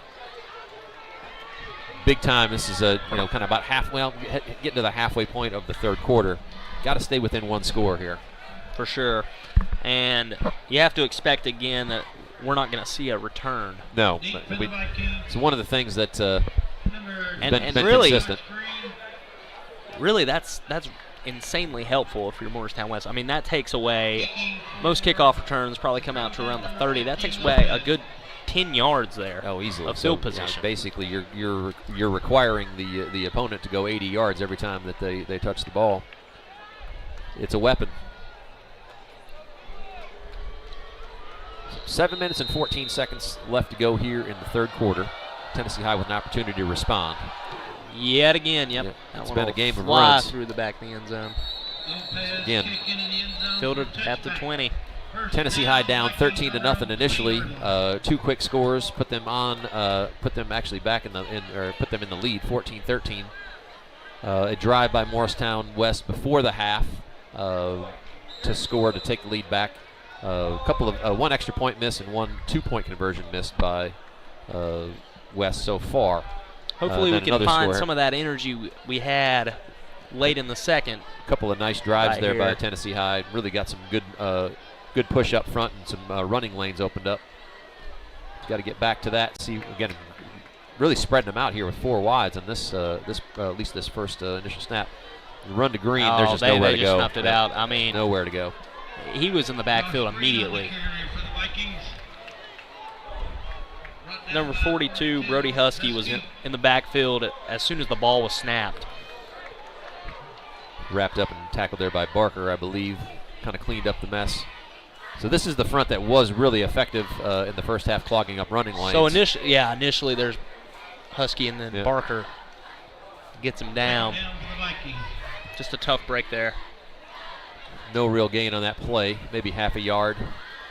And that looks more like what we saw in the first quarter, which is what we did not want to see coming out of the half. True enough. But we'll go back to this hitch. Sizemore. Nice. Sizemore gets it. He makes a nice move. Makes a nice move to get loose. But they did a good job at getting back out there and tackling him down. But that'll be a first down. That's Gudger who caught the long pass there. That actually cleaned that up. A nice little shifty move here by Josh Sizemore. Gets loose, and he's going to get him. And they are giving us those. I mean, they're backed off about 10 yards off the receiver. So yeah, that is something that they are allowing. If you see out here now they're tightening up a little bit. Now he backs up. See, and he kind of bails as soon as the ball is snapped anyway. So that may be something we want to look at. Mix that into the play call on a regular basis. There's Phipps with a. Oh, he's going to have some. He's going to take that. He'll get about. Yeah, going to pick up 4 or 5 there. Yep. Again. Now we saw Morristown West score on a screen earlier in the game. I'd maybe like to see us come to a couple screen passes. Yeah, they are really the rush is coming backing up here, and then quick, the rush is So it might be something. The old middle screen, or maybe even off of that to a back. It'd be a good time to dial something like that up, because that rush is coming hard upfield. Get the ball out quick, and then try to get what you can there, because it's hard to get anything up the middle right now. Couldn't quite get going. Got back to the line of scrimmage, but that's about it. Yard, yep. So we're going to end up with about a 3rd and 5 here. Again, kind of mid-grade territory. Tennessee High with the first down to get this drive started, looking to pick up a second one. 3rd and mid yet again.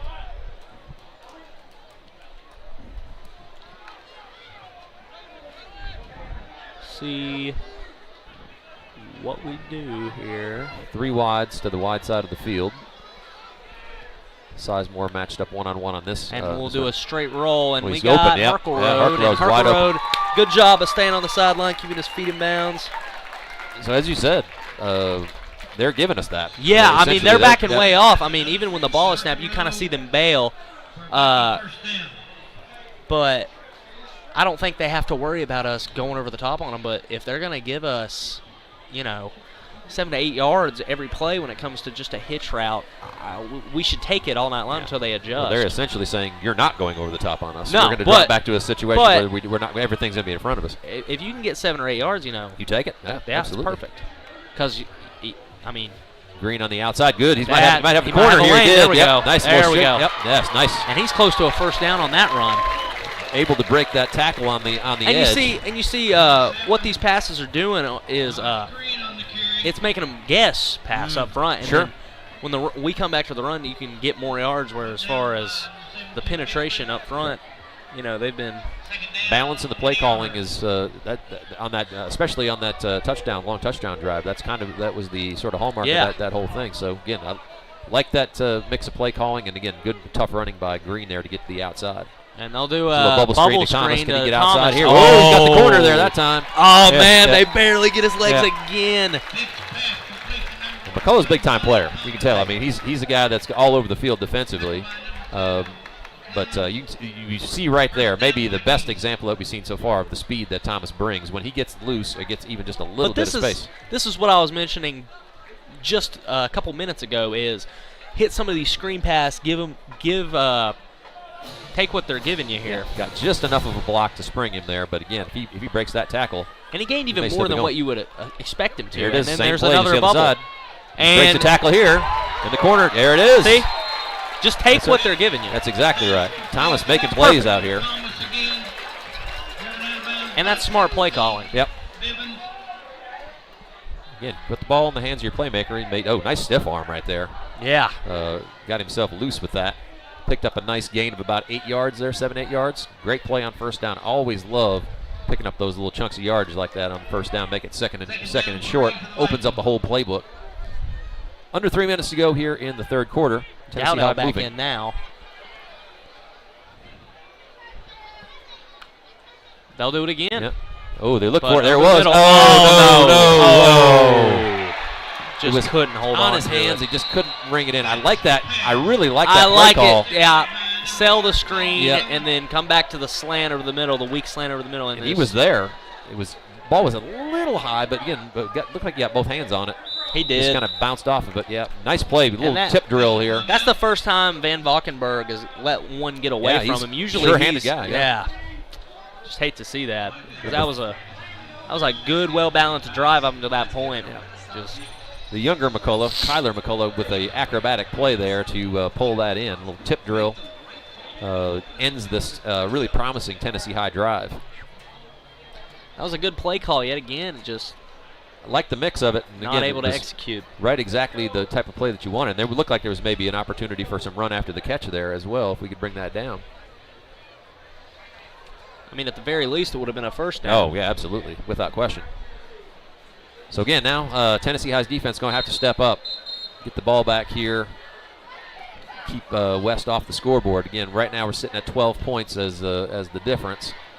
But I mean, they've kind of changed their identity here. They've gone to straight drop back pass. I mean, but it looks like they are going to go back to their power formation. With the two-score lead. They were going with trips, and now they're going to go back to their power. But they are going to send a jet. Big hole there. They'll get middle several yards, but good tackle there by Donnie Thomas.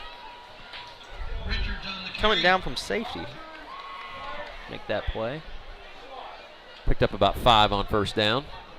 One thing I have liked is they've brought him closer to the ball. Kind of let him make some of the plays that he has with his speed. He's a good physical player. He was not afraid to put his nose in there. Backed up a little further at safety in previous weeks, and this week he's been able to make some more defensive plays. Straight up the middle again. Kicks to the outside. Oh, Richards has found some nice holes here. Shifty guy. He's kind of that mix of power and speed. Yeah, and we didn't see him at all. We haven't seen him at all. His first appearance here in the second half.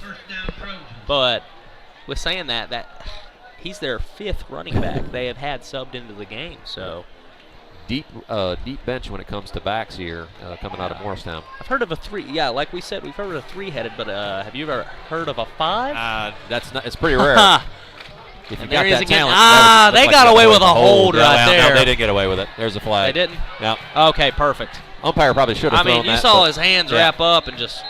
Side judge caught it. Tackle. Yeah. Is that Sizemore? Yeah, it's Josh Sizemore gets tackled right there. Yeah, you can see it on the replay here. Pretty obvious hold. Oh, yeah. I mean, we called it immediately from up here and just I mean, that's a face mask on offense. Yeah. I mean... Yeah. Good call. I don't know if I don't see a personal foul face mask called on the offense very often. Oh, there. What? A chop block this way. They're gonna miss the obvious hold. During the run, we got a block below the waist on the defense. Now I don't think you could block. We'll on tack defense, that on to the end of the that's run. That's just me. No. First down. I'm guessing. I believe the right call there would be clipping. Right, and I think the way that works in that scenario is you can't have guys diving at the legs of offensive linemen, especially when they're pulling. Yes, but even so, they still. I mean, it should have been at the very least an offsetting penalty from the hold. No question. So, I don't know how they missed that one. Nope. Especially when you got a line judge right here staring directly at it. And that's the umpire's call, and it was right on his side. So, again, just a blown call there in that scenario. And down the middle, over the top. Good coverage. No, they're going to throw it. Yeah, he's back here a little bit. He didn't get to the ball because the ball just sailed over his head. But he may have had the left hand on him there, and that's what the referee saw. Yeah, so he used that left hand to kind of climb the ladder and try to get the ball, but with doing so, he kind of pushed him down, so it gave to the interference there. So 15-yard pass penalty. Interference. Man. defense, move the ball number inside. 22. So back-to-back Back penalties distance to the set 'em foul up into the penalty. red zone. Yeah. First down. Right here, as you see, just grabs him and then just a little bit of that. It's the right call. Yeah, it is. Yeah, get that little bit of a jersey tug right there. Did a pretty good job with the right hand going up there, but looked like the left hand just kind of. And if he would have just waited to jump that, they may have let it pass. And I don't think that ball was going to be caught. No. But even so. So Morristown inside the Viking red zone here, up the middle. They'll go to a fake jet, and then the A's just kind of continually running through tackles. Looks like it's going to be a touchdown. Three but back-to-back plays with a penalty. Yeah. This one's probably going to go against this one's the probably offense. coming back. I had to guess. This is going to be another hold. Yeah. I'm going to take a guess and say it's Yeah, number 24 yet again. Maybe on the edge. And if it is number 24, that'll be his third holding of the night. During the run, holding number 9 of the White. Number 9, okay. We're going to replay first down. So, see number 9 right here. Yeah, that can be hands to the face from Thomas. He's just hugging Thomas. Yeah. All right, good job there by Dowdell, getting upfield and busting that play up before it can get started. Big loss on that play. You see on that hold, that looked like a little bit of chippiness going on between him and Thomas. Yeah. Nice job here by Dowdell. Yeah, great play. It looks like he got hit in the face, adjusted his face mask, and then still made the tackle. So, great play by Dowdell. Time running out here in the third quarter. Dow called him Trevor because I'm so used to his brother, but that's it. Family lineage rolling through here, for sure. Dad's been on the coaching staff for 20+ years. They got a flare out of the backfield yet again. That's the second time they'll hit that play, and he's got room to run. Good tackle there. Be fourth down, or no, I'm sorry, third down. Third and about 4. Is that Harkle Road? That was it. Yeah, Harkle Road able to force him out there. It's third down. So big play here. And third down, Trojans. I'll bring back in is it Zaylin Prius? Prius is going to be in. McCullough's there. But he's going to go out to receiver. Yep. They kind of like what they're seeing here with Cameron Richards. Right. They're going to come back to McCullough. And he's going to bust through and score. Yeah. Good play call there. Brought their big tight end / receiver. Kind of through the middle. Quick, easy play and let him run after the catch. He's almost too athletic to be deemed a tight end, so. He's kind of a hybrid guy. 6'3", yeah, he's a bigger body, but he runs just like a back or a receiver would, so, when you have that. But they hit on a screenplay. Good call, kind of a safe call there on third down. Yeah. Let one of your better players go make a play. Their second touchdown on a screen, I believe. And we've seen him. Whoa, that'll that miss. One actually off the upright and no good. Well, we've had great penetration on these extra points. We've been able to get back there and disrupt them, so that again will happen. But 6 points tacked on here for Morristown West. Brings the lead to 32-14. Again, at the end of the third quarter here, just 14 seconds to go. Tennessee High gets the ball back with a tall order here to try to get back in this ball game, down 3 scores.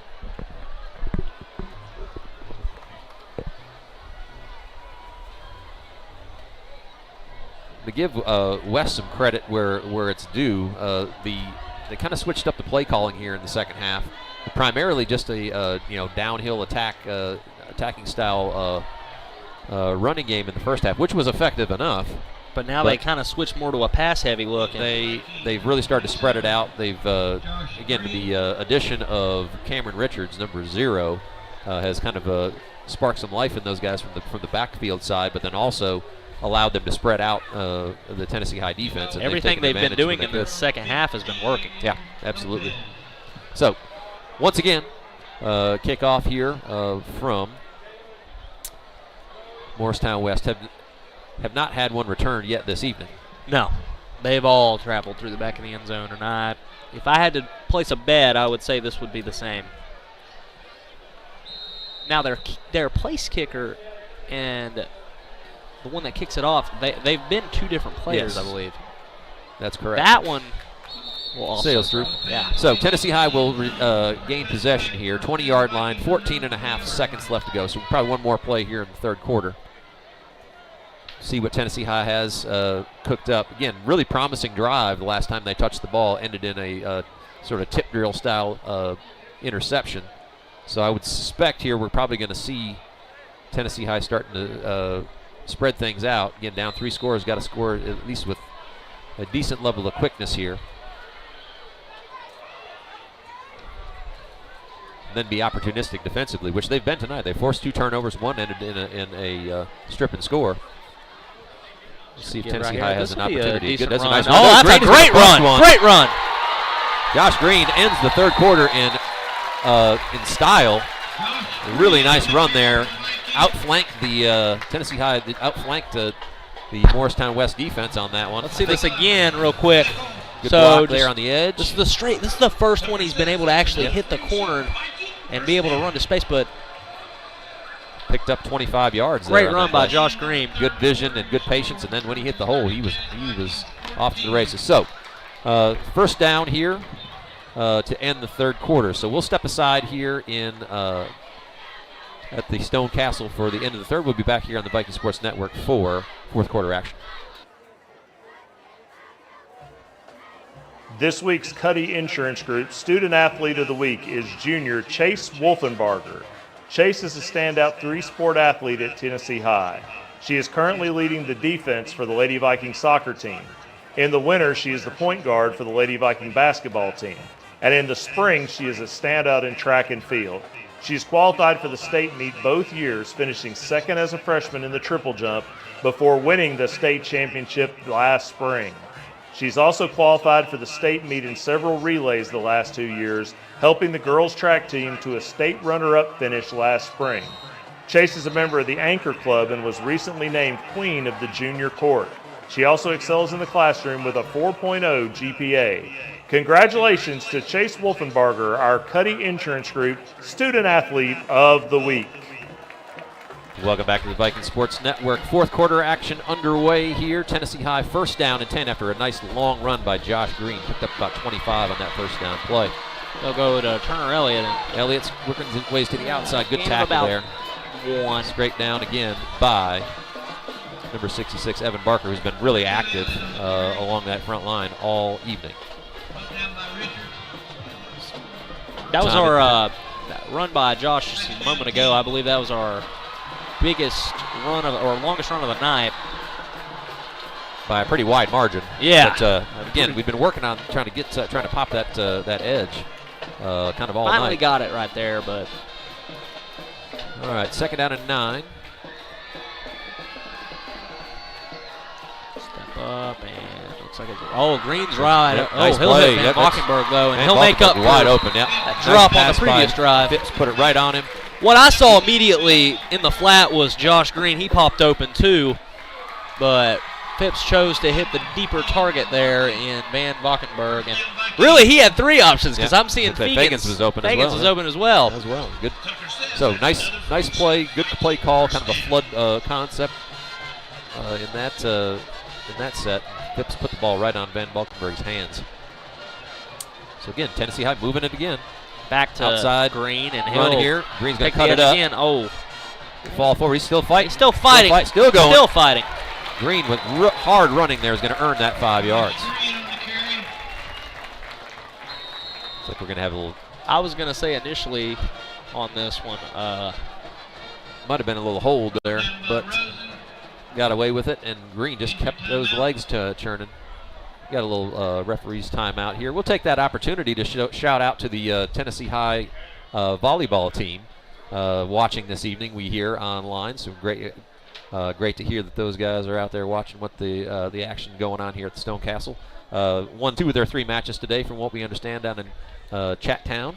And is in pool play as they head throughout this second in pool play as they head out through this weekend tournament. So go Lady Vikings. glad you guys are online with us this evening. And good luck to them as the weekend progresses, too. As always. Solid volleyball program led by Coach Mary Johnson here. It's been one of the... I mean, lately I think we could be called a volleyball school I'm telling you. In terms of overall production, it's been a really fun group to watch. Tennessee High, for those of you guys don't know, has a huge volleyball following within the student body and has for quite some time. They've cultivated that kind of beautifully. So really cool action in that. Added boys volleyball here recently as well. As a club team. Yeah, awesome. I think it's fantastic. So Tennessee High with a nice run up the middle there, but 3rd and 6. From 6 yards. They're down about 3rd and 1, it looks like, probably. Real short yardage play here. So again, good drive being sustained here by the Vikings. 3rd and 1, ball on about the 34-yard line. Basically the entire playbook open here.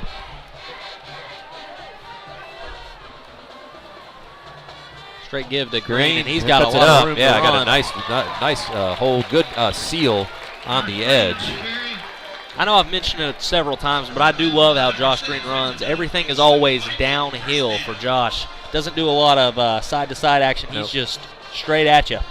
Nice job by Suggs leading him through the hole there, and that whole right side just opened up. 1st and 10, ball about the 25-yard line. Tennessee High looking to punch a score in here, pull this lead back to 2 scores. There goes Green again. Another great run. Another really large hole opening up. That's close to a first down yet again.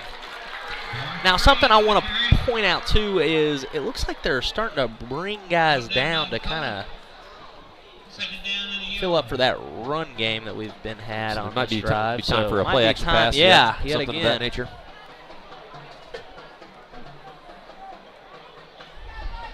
See, they're pretty tight. 2 wides here. I think we're going to end up with a... Give them time to think about Timeout, Morristown West. West got timeout. It's been a good drive, though, for the Vikings. The last 2 had really been pretty methodical, but also picking up good yardage on just that last one. We just got unfortunate with the interception. Yeah. All right, we'll take an opportunity to step aside here, get some words from our sponsors. We'll be back here shortly here on the Viking Sports Network. This week's Cuddy Insurance Group CTE Student of the Week is Barrett Burnett.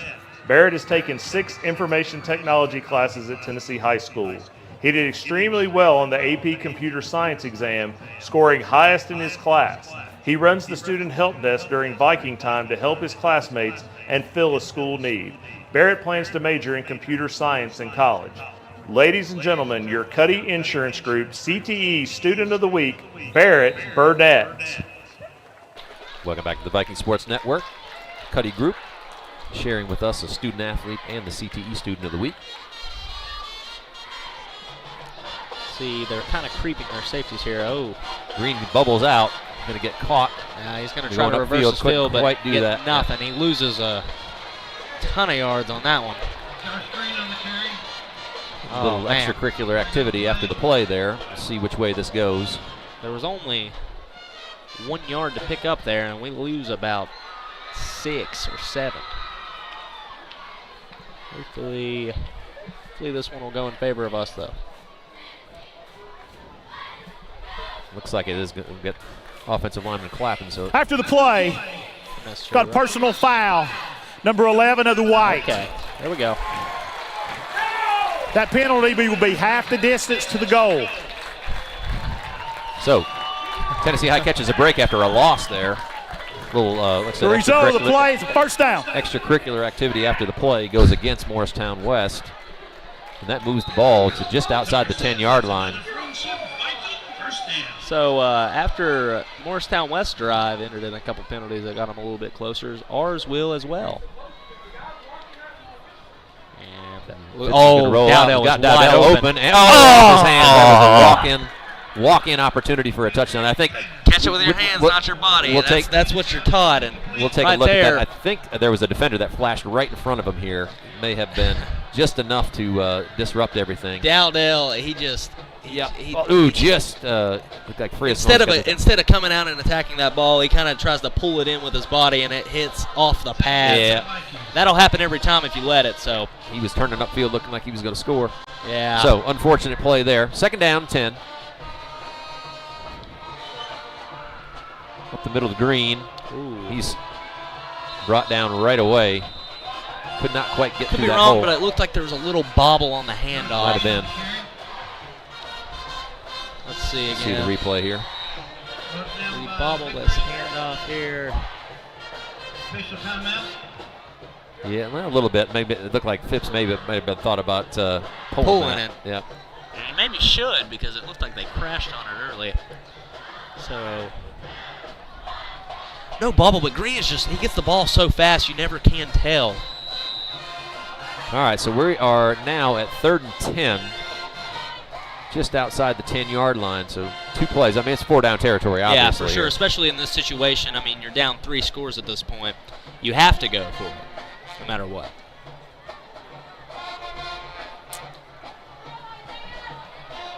It's 2 wide, so it's tight formation. Phipps is going to throw it. Oh, he's kind of getting held off the line there. Yeah. Tough play. Might have got away with a hold. got away with one. Yeah. Tried to go one-on-one with he kind of had Van Valkenburg held up there. We'll see on the replay here if we can catch that. Yeah.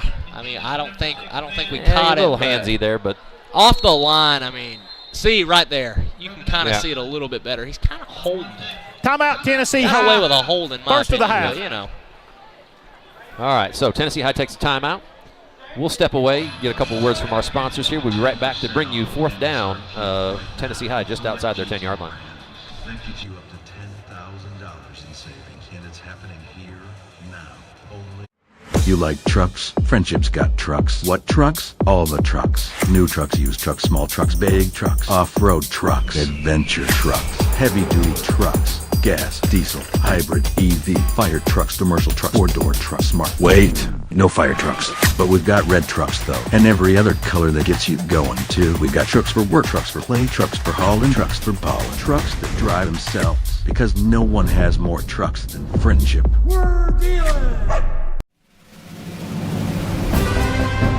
Individual effort, dedication, and a positive attitude combined with team spirit are the key elements of winners. The Robinette Company has positions available for people who want to join our winning team of over 400 employees. We proudly provide flexible packaging for many of our nation's finest brands like Moon Pie, Royal Oak Charcoal, Pillsbury, King Arthur Flour, Great Value, Food Club, and many others. Apply online at robinettejobs.com today. An equal opportunity employer. Welcome back to the Viking Sports Network. 4th down, Tennessee High. Straight roll. Oh, he's coming backside. Oh, what a throw! And what a throw! Great catch by Fagans. Yes. Oh, what a throw though by Jimmy Phipps. He looks to the. Oh, but there is a penalty down. We'll see what the call is. Oh man, that was a heck of a play though. No matter what. Great catch too by Fagans. I hope this one stands, but. It looks like they're disappointed. They got hands. The old ineligible downfield. Not again. Yeah, it's been rearing its ugly head all night. Both sides, really. Yeah, both sides, but that one will take away a touchdown. Yeah, that's unfortunate because that's a heck of a play. Hate to see that. Got an ineligible receiver. Number 1. Thomas? On the purple. 19 moved in and covered him up. On accident? And so there he was ineligible to get downfield on a pass past the line of scrimmage. So just a formational issue. He was covered up. We had a guy out wide that was on, and I suppose he was on as well. And could have been just a miscommunication. It might have been Harkleroad that came in later into the game. Yeah, because he did come in late. Yeah, he came in late. He may not have understood, and they were both on, and he should have been off, and that just what happens when you run somebody on late, don't really grasp the formation. Jet Harkleroad across, though. And he's open. Oh, no. He cornered the end zone, and did he steal that? That's a simultaneous. Tie goes to the receivers. There we go. Harkleroad fought for it. Great catch. Really put it on him. Oh, man. I saw Thomas over the middle early. And we took the simultaneous catch. Goes to the offense. Touchdown. Yeah. Good explanation by the referee. We took the more difficult route there, but Mark LaRose went up and just fought for it, wrestled it out of the he defender's spun. hands. He took it away from him. Really, we might have gotten away with a little offsides there, but I mean, he catches it early, and then Harkorow just wrestles it out of his hands. Takes it away from him. That a little bit of a rollover is what it took, and again, simultaneous possession always goes to the offense in these scenarios. So touchdown, Tennessee High. So back-to-back crazy plays there for the Vikings. One that did not stand, but that one will. You're going to have a timeout here. Timeout, Tennessee High. Timeout you hate the second to of the use half. right yeah, there. because again, right now you are in. You are in time. Basically, we've got to conserve time. You don't want to take a timeout on a 2-point conversion scenario.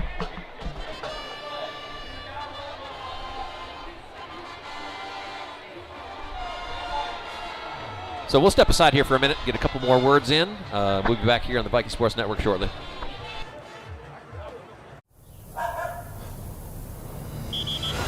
Let's give him a Renaissance replay. Make the right call for 24/7 roadside assistance and sign up for Renaissance Rewards Extra Checking today. Welcome back to the Viking Sports Network. 2-point conversion here for Tennessee High, trying to bring this lead back to 10. Touchdown to field goal. 7:26 to go here in the fourth quarter. 4 wides here for Tennessee High. Interesting formation. Now they're going to shift in. Shift.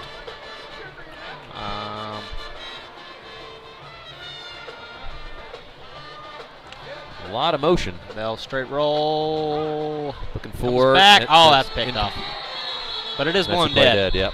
So again, on it's going to keep the high lead. School, you cannot No, return, can't return a anything in 2-point. that. Yep. Your score, the Trojans 32-20 after that failed 2-point conversion. 7:26 to go, so still quite a bit of time. But again, Tennessee High's defense going to have to step up here. See if we can't get a stop. They tried to get it within 10 there. That way, just in case they could have gotten a field goal and a touchdown, Oh, could have just the tied right, it up it was there. the right It was call the right call, 100%. All right, so Tennessee High's going to kick off.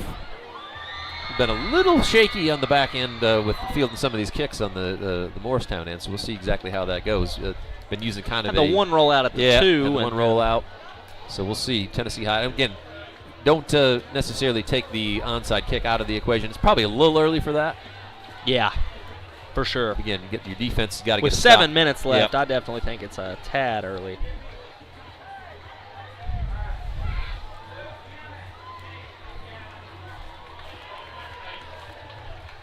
I don't know.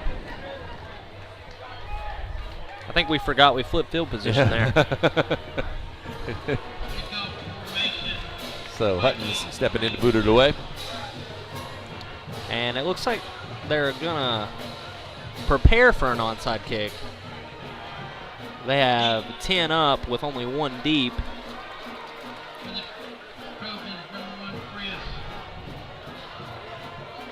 So, yeah, it looks like they're going. They are going to go for an onside kick. You're not going to kick it deep with the ball sitting like that. No. So that's here we go on its side. So, didn't quite good get the hop. field though. Yeah, it's a nice job by Gudger there to kind of get at that ball early before it could really take that big hop that you're looking for. So. And you may think it's early for an onside kick, but with the way Morristown West has been able to move the ball, you got to get it back. Yeah. So in that scenario, I think that's I don't disagree with the call at all. I think it's probably the right. I don't either. Yep. So 7:25 to go. See if Tennessee High's defense can come up with a stop or a turnover. They here. have had 2 today, so maybe. But Morristown West has yet to punt. That's also true. Yeah. So it's been either go down the score or turn it over. That's basically been it.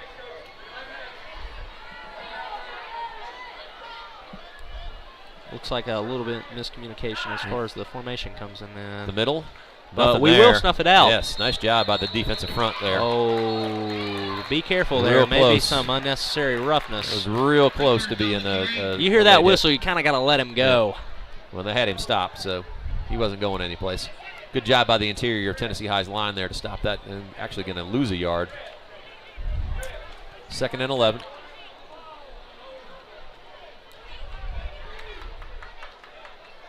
Again, Morristown in no hurry for obvious reason. The clock is their friend here. After this, you might think they're going to go back to that pass, the straight drop back that has been successful today. But they're taking their time as far as snapping the ball goes. But nope, they'll just straight handoff. But not a ton there. Picked up 3 or 4. So again, now we're down to 3rd and 7. Tennessee High with an opportunity here. I think they might be going to take a timeout. Yeah, stop the clock there. Third and about 8 here. Say 3rd and 7. See, again, big play here. Tennessee High with an opportunity to maybe force a punt for the first time tonight. And yeah, I would expect just straight roll out, and they have him here. Yep. But they throw missed. Goes wide. Yeah. Yep. He kind of lost his balance there too, so he couldn't quite get to the ball to make a play. I've seen that. As Freya said, he's been having some cramping issues. It looked like that's like we've got going on here as well. Does Official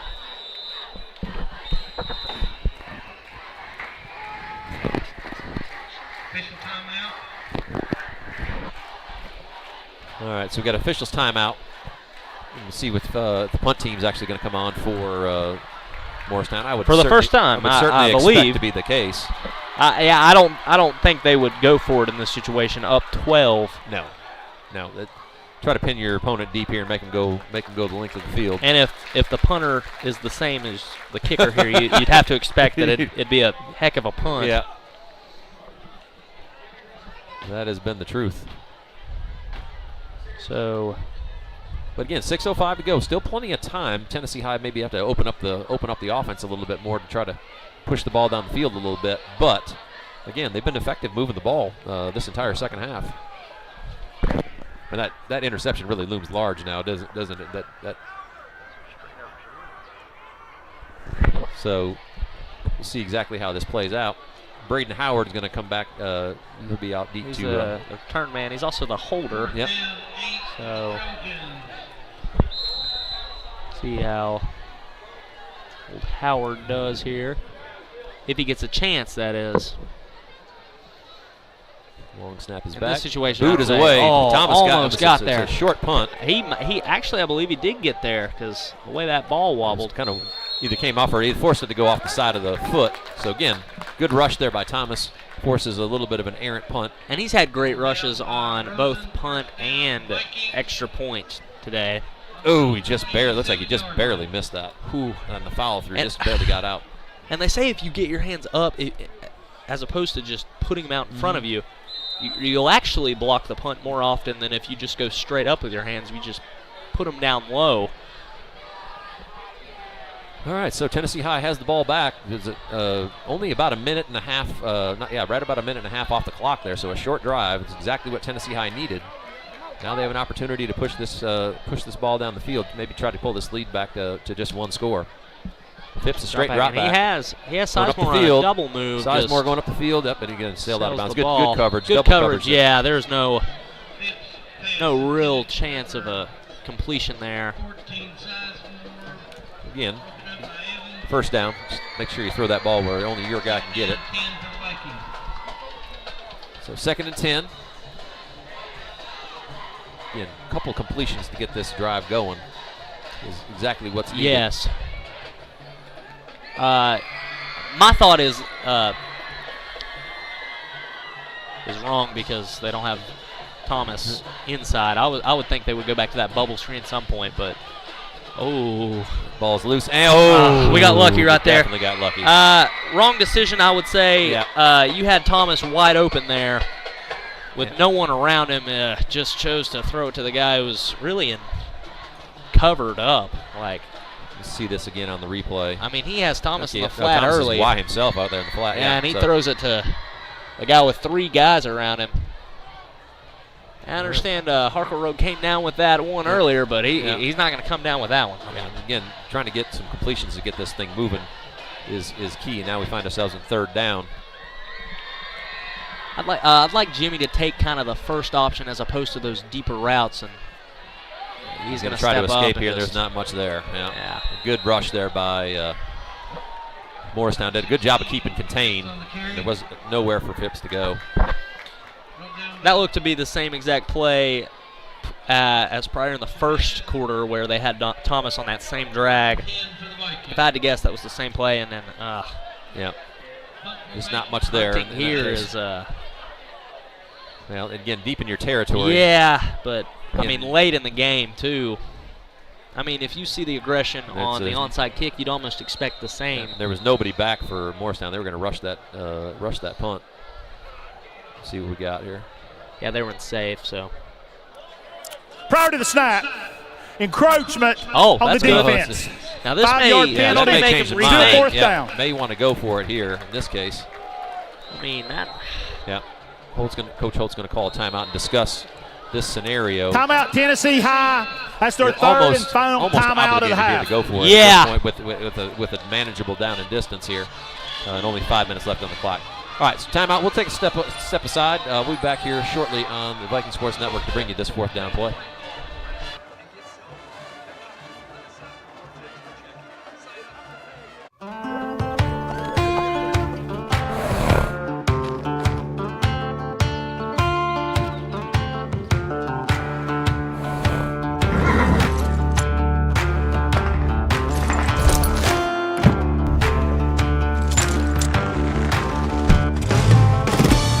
Whatever it is you drive, you'll find it at Friendship. Tell them, Mitch. We're dealing. Back to the Viking Sports Network. As expected, that encroachment changes the calculus, and now Tennessee High is going to go for it on 4th and 5. Try to get them to jump, but look to the sideline for the play call. 9 seconds left on the play clock. They are going to snap it. Phipps is going to roll and he for Van Valkenburg, and he just broke it up just a little bit inside. Nice play there by Jalen McCullough, and he breaks up that play.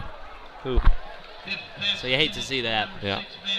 So one of those little timing routes trying to get to the sticks, but a good job. And McCullough's been there all night. He's just been on offense, defense. He's been their player of the game both ways. Again, right on him. Good play. It's going to be real close if Van Valkenburg brought that down, but knocked away. Tennessee High turns it over on downs. 5 minutes to go. Tennessee High now out of timeouts as well, so no way to stop the clock.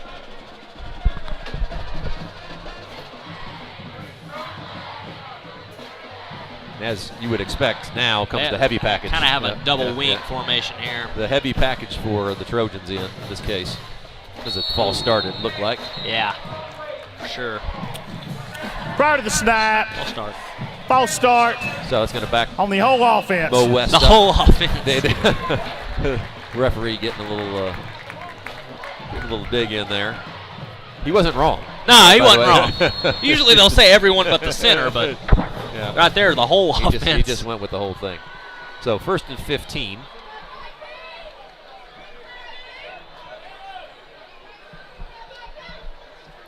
They'll keep that same power-looking formation, though, just with different numbers. Actually, they'll flip.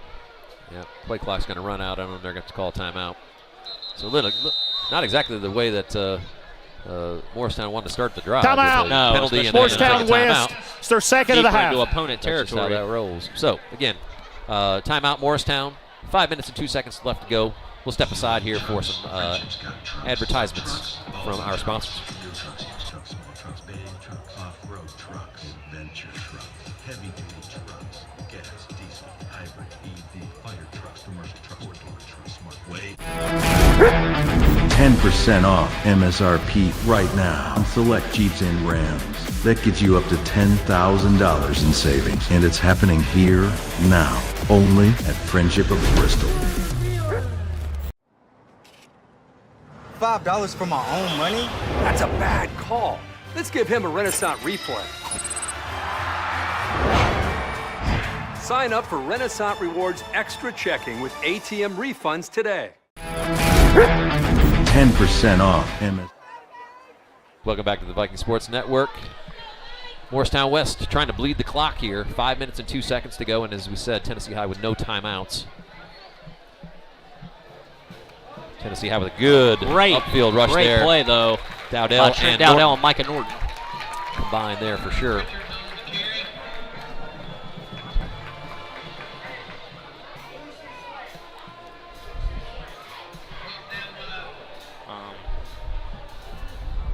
Clock is running, but again, Morristown West behind the chains here. 2nd down and 15. More than willing to bleed that play clock down. I think they may switch it up and go pass here. Tennessee High definitely Bleeding creeped the up clock, towards the line. though, especially deep. Expect a pass, and no, Outside they'll go run. Again, Tennessee High there to stop. They're there, nice though. job. That's why I was maybe expecting a pass play, because I mean you're kind of backed up here, second and long. Yeah, Tennessee High definitely crowding the line of scrimmage, as you would expect in for sure. like this. But yeah, that does leave them vulnerable on the back end. But again, the last thing that West wants now is the clock to stop. So yeah, so an incompletion there would doesn't really hurt pan them. well. And again, with a two-score lead, so even if you don't get a first down here and you end up having to punt it and try to pin them back deep. There's really, in that case, Tennessee High would really have to go hurry up just to limited options have a there. chance. Just going to pan it off here as well. Again, Tennessee High does a great job, really. All through those, great hit. All there. through those. Certainly the penalty kind of set that drive up for failure. And they're looking to the sideline. I think they're going to try to run another play. They may take a timeout, but I mean it's 4th down. Right. They're going to run it down to one call timeout, and then either punt it away or run one more play. Yeah. Like to just punt it to a spot here. Just pin it as deep as you can.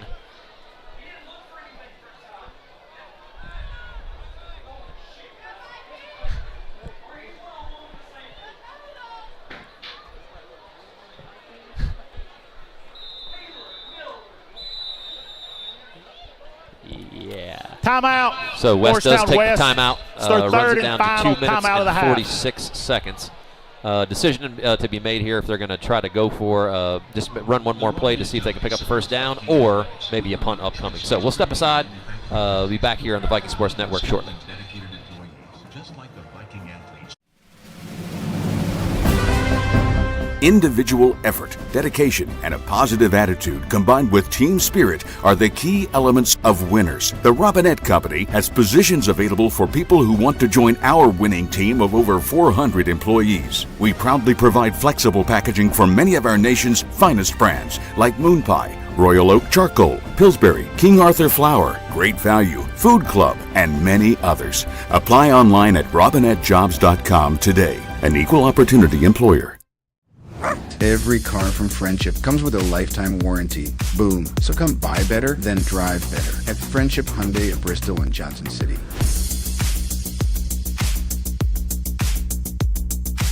We're dealing. Welcome back to the Viking Sports Network. Punt formation for Mo West. Looking to pin Tennessee High deep here. Tennessee High just being safe. They have no one back deep. They're going to send Fagans. Yep. But they're quick kick. Oh, let it go. Let it go. Like Get what you can. Oh.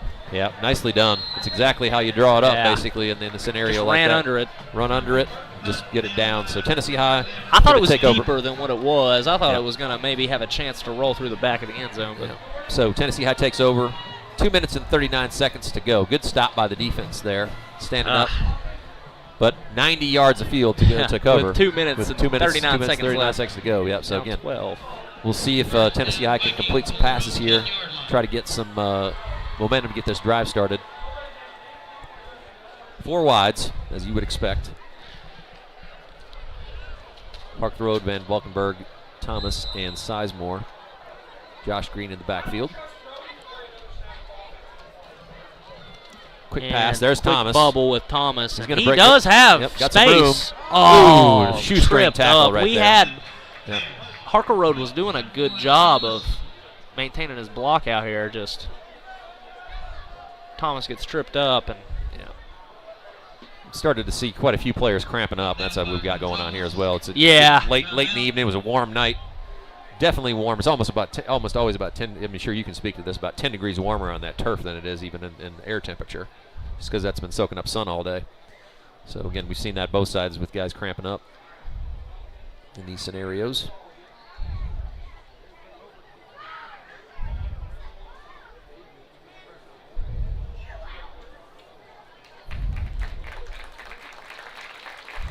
Positive first play there. Tennessee High picks up 6 or 7 yards to start the drive. Again, strategically, Morristown's going to give you those underneath throws. Again, the clock is their ally here with only 2 minutes and 27 seconds to go. In one of these situations where you want to see maybe a Tennessee High player break a tackle, try to get loose. 2nd and 4.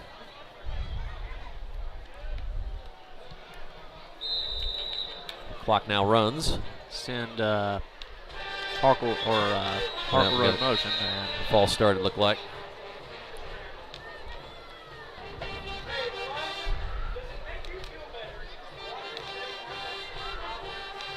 Get a call from the referee here. Prior to the snap.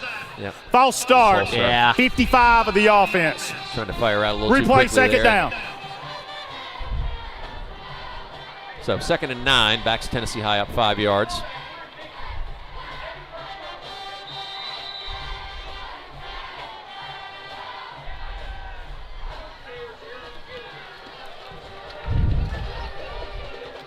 a little bit of a different look here.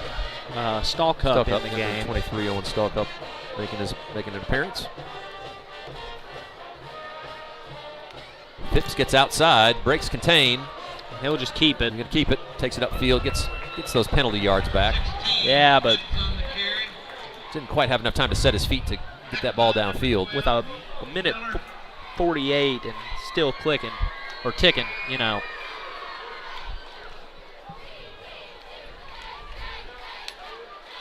He hasn't. The field. There's Van Valkenburg. Couldn't bring it down. That was a pretty good throw. Put it right on him. Just, yeah. Went through his hands. Yep. So it's going to bring up 4th down. 4th and about 4. See on the Renaissance replay here. Nice toss by Phipps. That was right on him. Just wasn't able to hold it in. 4th down now. And about 4 yards. Need 4 yards to keep this drive going.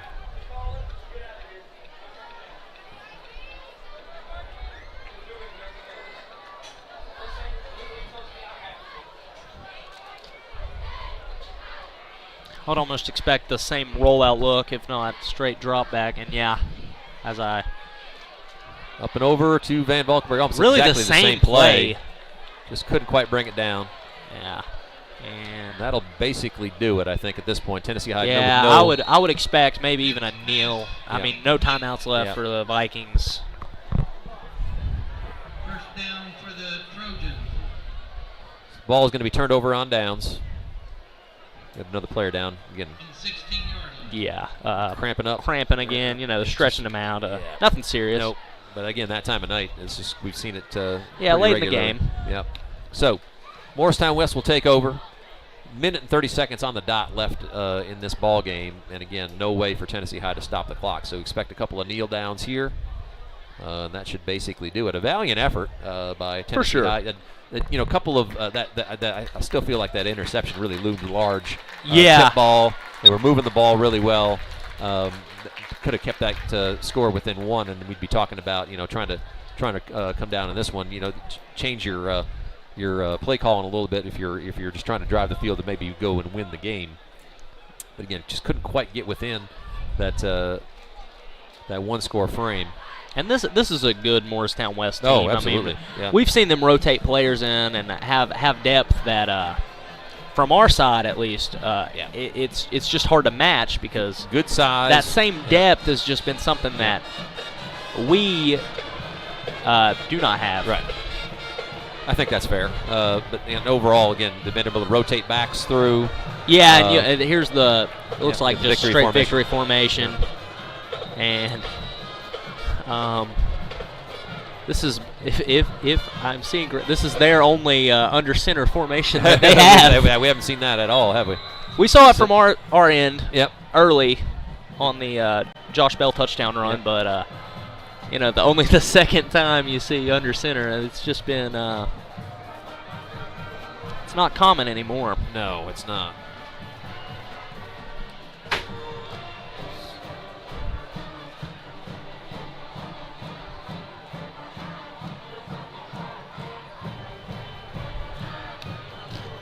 So as we wind this down, a couple of programming notes here.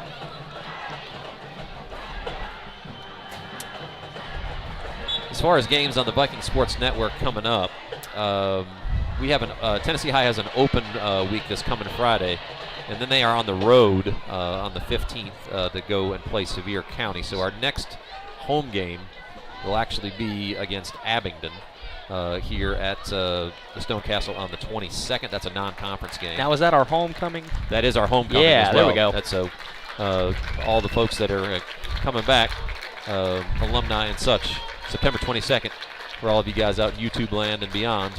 Mark that one down in your calendars. And then, so Tennessee High will have 3 home games in a row starting September 22nd. 2 of them back-to-back against Southwest Virginia opponents, Abingdon and then Gate City the following week on the 29th. And then back to conference play against David Crockett on October 6th. And this was a hard-fought battle. I mean, really, I don't think this was a 2-possession ball game. I think this was more of a 1-score ball game. It's just happened, like you said, that interception just kind of turnover was at a very took that away. But it was a back-and-forth matchup really all night. Coming out of half, you know, they came out firing, and you know, we had a chance to respond, and then that just kind of got away from us. But really inopportune. Definitely an improvement than what we called the first week against that Greenville team. But all in all, nothing to really beat yourself up over. I wouldn't. And I've seen. I think you probably agree that we've seen some pretty steady improvement here as well.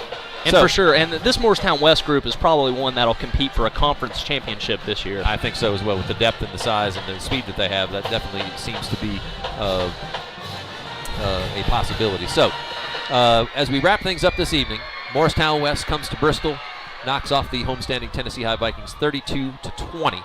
And as we said, we've got an open week next week, a away game the following week, and then 3 home games starting on the 22nd, which is a homecoming. So I'm going to sign off this evening. For my partner, Micah Kennedy, I'm your host, CJ Manahan. We're going to sign off this evening on the Viking Sports Network, as always, with Viking Pride.